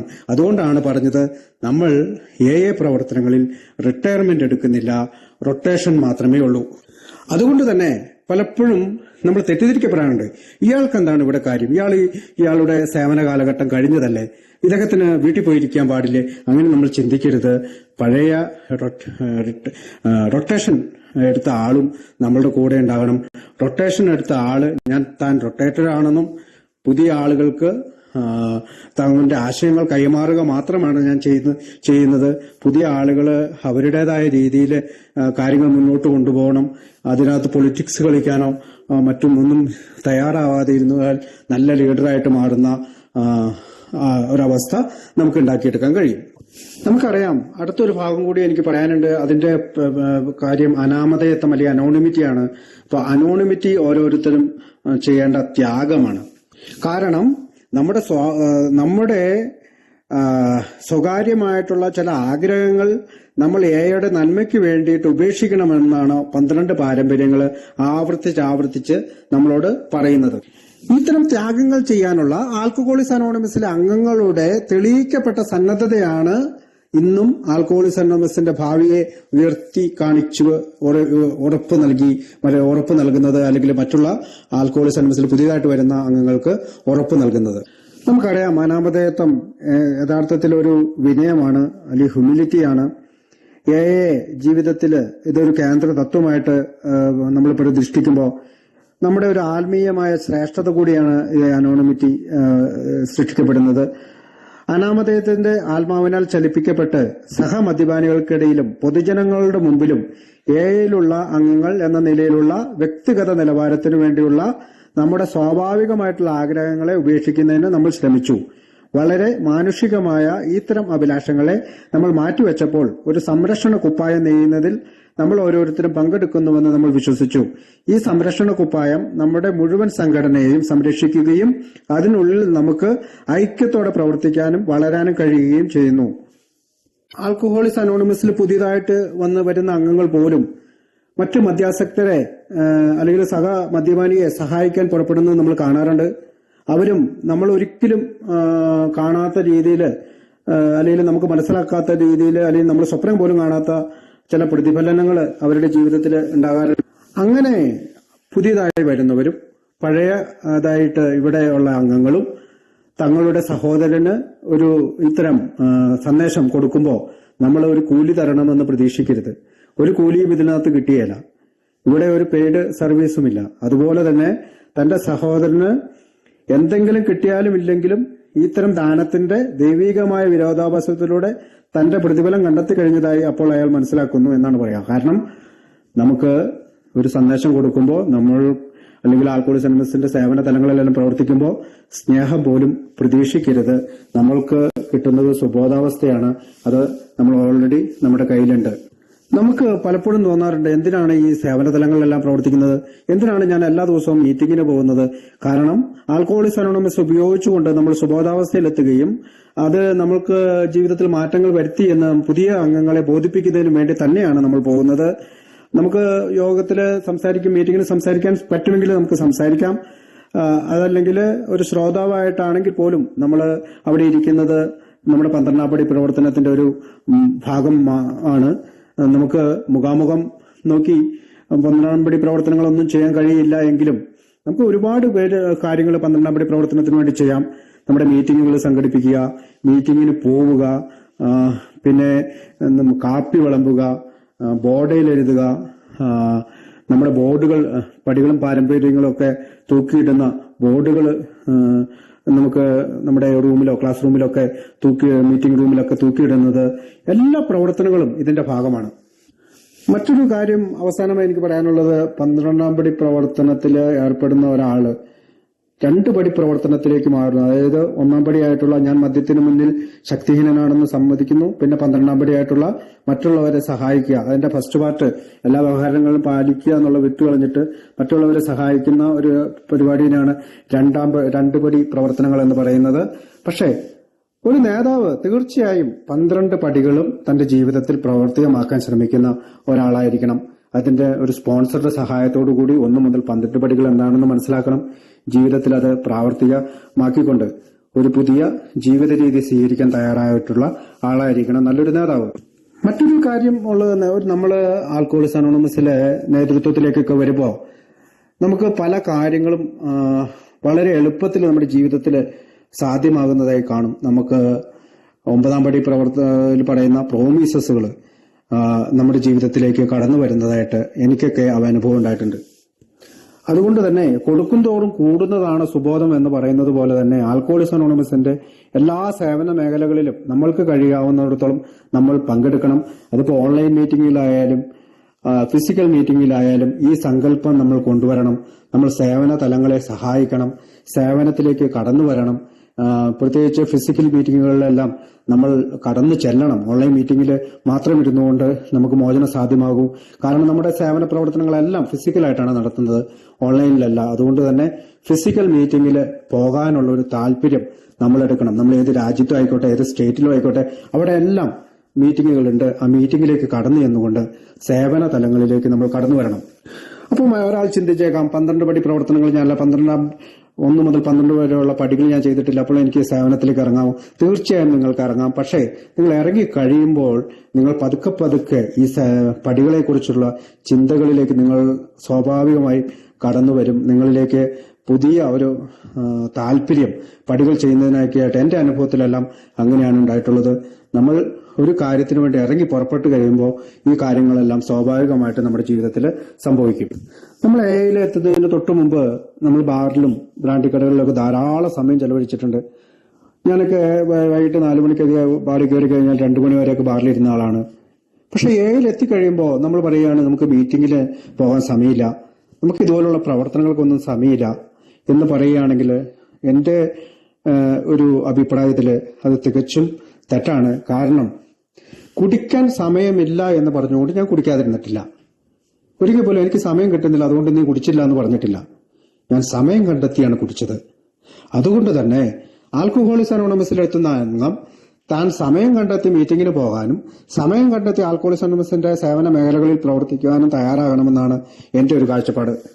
9ാം പാരമ്പര്യം പറയുന്നത് പോലെ നമുക്കൊരു സംഘടന സ്ട്രക്ചർ അല്ല ഉള്ളത്, നമ്മളൊരു ഫെലോഷിപ്പാണ്. അപ്പോൾ ഒരു സംഘടിതമായ ഒരു പ്രസ്ഥാനമല്ല ഇത്. പക്ഷെ നമുക്ക് സേവന കേന്ദ്രങ്ങളെല്ലാം ഉണ്ട്, അവിടെ ഉത്തരവാദികളായ കമ്മിറ്റികളുണ്ട്, ബോർഡുണ്ട്, ഇതെല്ലാം നമ്മൾ ഉണ്ടാക്കിയിട്ടുണ്ട്. നമ്മൾ ആദ്യം പറഞ്ഞതുപോലെ തന്നെ എയിലെ ഓരോ അംഗത്തിന്റെ ലക്ഷ്യം അവനവന്റെ സുബോധമാണ്. പക്ഷെ അതിനോടൊപ്പം തന്നെയാണ് സുബോധം ആഗ്രഹിക്കുന്ന എല്ലാവർക്കും അത് എത്തിച്ചു കൊടുക്കുക എന്നുള്ള ഒരു സേവന തലം കൂടി നമ്മൾ ലക്ഷ്യമാക്കണം. ഗ്രൂപ്പിന്റെ ദൈനംദിന ജോലികൾ ആരെങ്കിലും ചെയ്യുന്നില്ലെങ്കിൽ നമ്മളൊന്ന് ആലോചിച്ചു നോക്കൂ. അല്ലെങ്കിൽ നമുക്ക് വരുന്ന ടെലിഫോണിൽ ആരും എടുക്കാതെ ശബ്ദിച്ചുകൊണ്ടിരിക്കുകയാണെങ്കിൽ നമുക്ക് അവസ്ഥ ആലോചിച്ച് നോക്കൂ. അല്ലെങ്കിൽ നമ്മുടെ ബോർഡുകൾക്കെല്ലാം വരുന്ന കത്തുകൾ ആരും മറുപടി അയക്കുന്നില്ലെങ്കിൽ ഒന്ന് ആലോചിച്ച് നോക്കൂ. നമുക്ക് എയുടെ പ്രവർത്തനം നിലച്ചു പോകും. നമ്മുടെ സഹായം ആവശ്യമുള്ളവരുമായി നമ്മുടെ ബന്ധം അറ്റുപോകും. അതുകൊണ്ടാണ് നമുക്ക് ഇത് പ്രവർത്തിക്കേണ്ടതുണ്ട്, അല്ലെങ്കിൽ പ്രവർത്തിക്കേണ്ടതുണ്ട്. ചലിച്ചുകൊണ്ടിരിക്കണമെന്നാണ് പറയുക. അപ്പൊ നമ്മൾ ഓരോരുത്തരുമാണ് ചലിപ്പിക്കേണ്ടത്. നമ്മളെ സംബന്ധിച്ചിടത്തോളം നമുക്കൊരു ഘടനയില്ലാത്ത സംഘടന എന്നോ അല്ലെങ്കിൽ ഒരു യഥാർത്ഥ കൂട്ടായ്മ എന്നൊക്കെയാണ് ആൽക്കഹോളിക്സ് അനോണിമസിനെ വിവരിക്കുന്നത്. നമുക്ക് എല്ലാ കാലത്തും ചില പ്രശ്നങ്ങളുണ്ടാവും, പക്ഷെ നമ്മൾ അതെല്ലാം പ്രശ്നങ്ങൾ പരിഹരിച്ചുകൊണ്ട് തന്നെയാണ് മുന്നോട്ട് പോകുക. നമുക്ക് ഇന്നും പ്രശ്നങ്ങളുണ്ടാവും, നാളെയും പ്രശ്നങ്ങളുണ്ടാവും. പക്ഷെ സംബന്ധിച്ചിടത്തോളം ആ പ്രശ്നങ്ങളെല്ലാം പരിഹരിച്ചുകൊണ്ട് തന്നെയാണ് നമ്മൾ മുന്നോട്ട് പോകുക. നമുക്ക് വ്യക്തിഗത പ്രാധാന്യം വേണം, അധികാരം വേണം, അതിമോഹം വേണം, നേതൃത്വം വേണം എന്നിങ്ങനെ പ്രശ്നങ്ങളോട് ഒരു മെച്ചപ്പെട്ട കാഴ്ചപ്പാടുകളോടുകൂടി ആൽക്കഹോളിക്സ് അനോണിമസിന്റെ സേവന മേഖലകളിൽ പ്രവർത്തിച്ചുകൊണ്ട് നമുക്ക് മുന്നോട്ട് പോകാം. 7ാം പാരമ്പര്യത്തിൽ പറയുന്ന പോലെ നമ്മളെല്ലാം സ്വയം പര്യാപ്തരായ മദ്യപാനികളാണ്. അതുകൊണ്ട് തന്നെ ആൽക്കഹോളിക്സ് അനോണിമസിന്റെ പ്രവർത്തനങ്ങൾക്ക് നമ്മളാലാകുന്ന സഹായം നമ്മൾ കൊടുക്കണം. നമ്മൾ മീറ്റിംഗിന് പോകുമ്പോൾ കിറ്റിയിൽ പൈസ ഇടണം. അതെല്ലാം നമ്മുടെ സേവന മേഖലകൾക്കെല്ലാം സഹായമായി തീരണം. നമ്മുടെ ഗ്രൂപ്പ് മുതൽ ജനറൽ സർവീസ്, GSO വരെയുള്ള നമ്മുടെ സേവന മേഖലകളിൽ, ലോകം മുഴുവനുമായിട്ടുള്ള സേവന മേഖലകളിൽ നമുക്ക് കൂടുതൽ നേതാക്കന്മാരുണ്ടാകട്ടെ. ബ്ലീഡിംഗ് ഡീക്കന്മാരെല്ലാം നല്ല നേതാക്കന്മാരായിട്ട് മാറട്ടെ എന്ന് പ്രാർത്ഥിച്ചുകൊണ്ട് ഞാനിവിടെ അവസാനിപ്പിക്കുകയാണ്.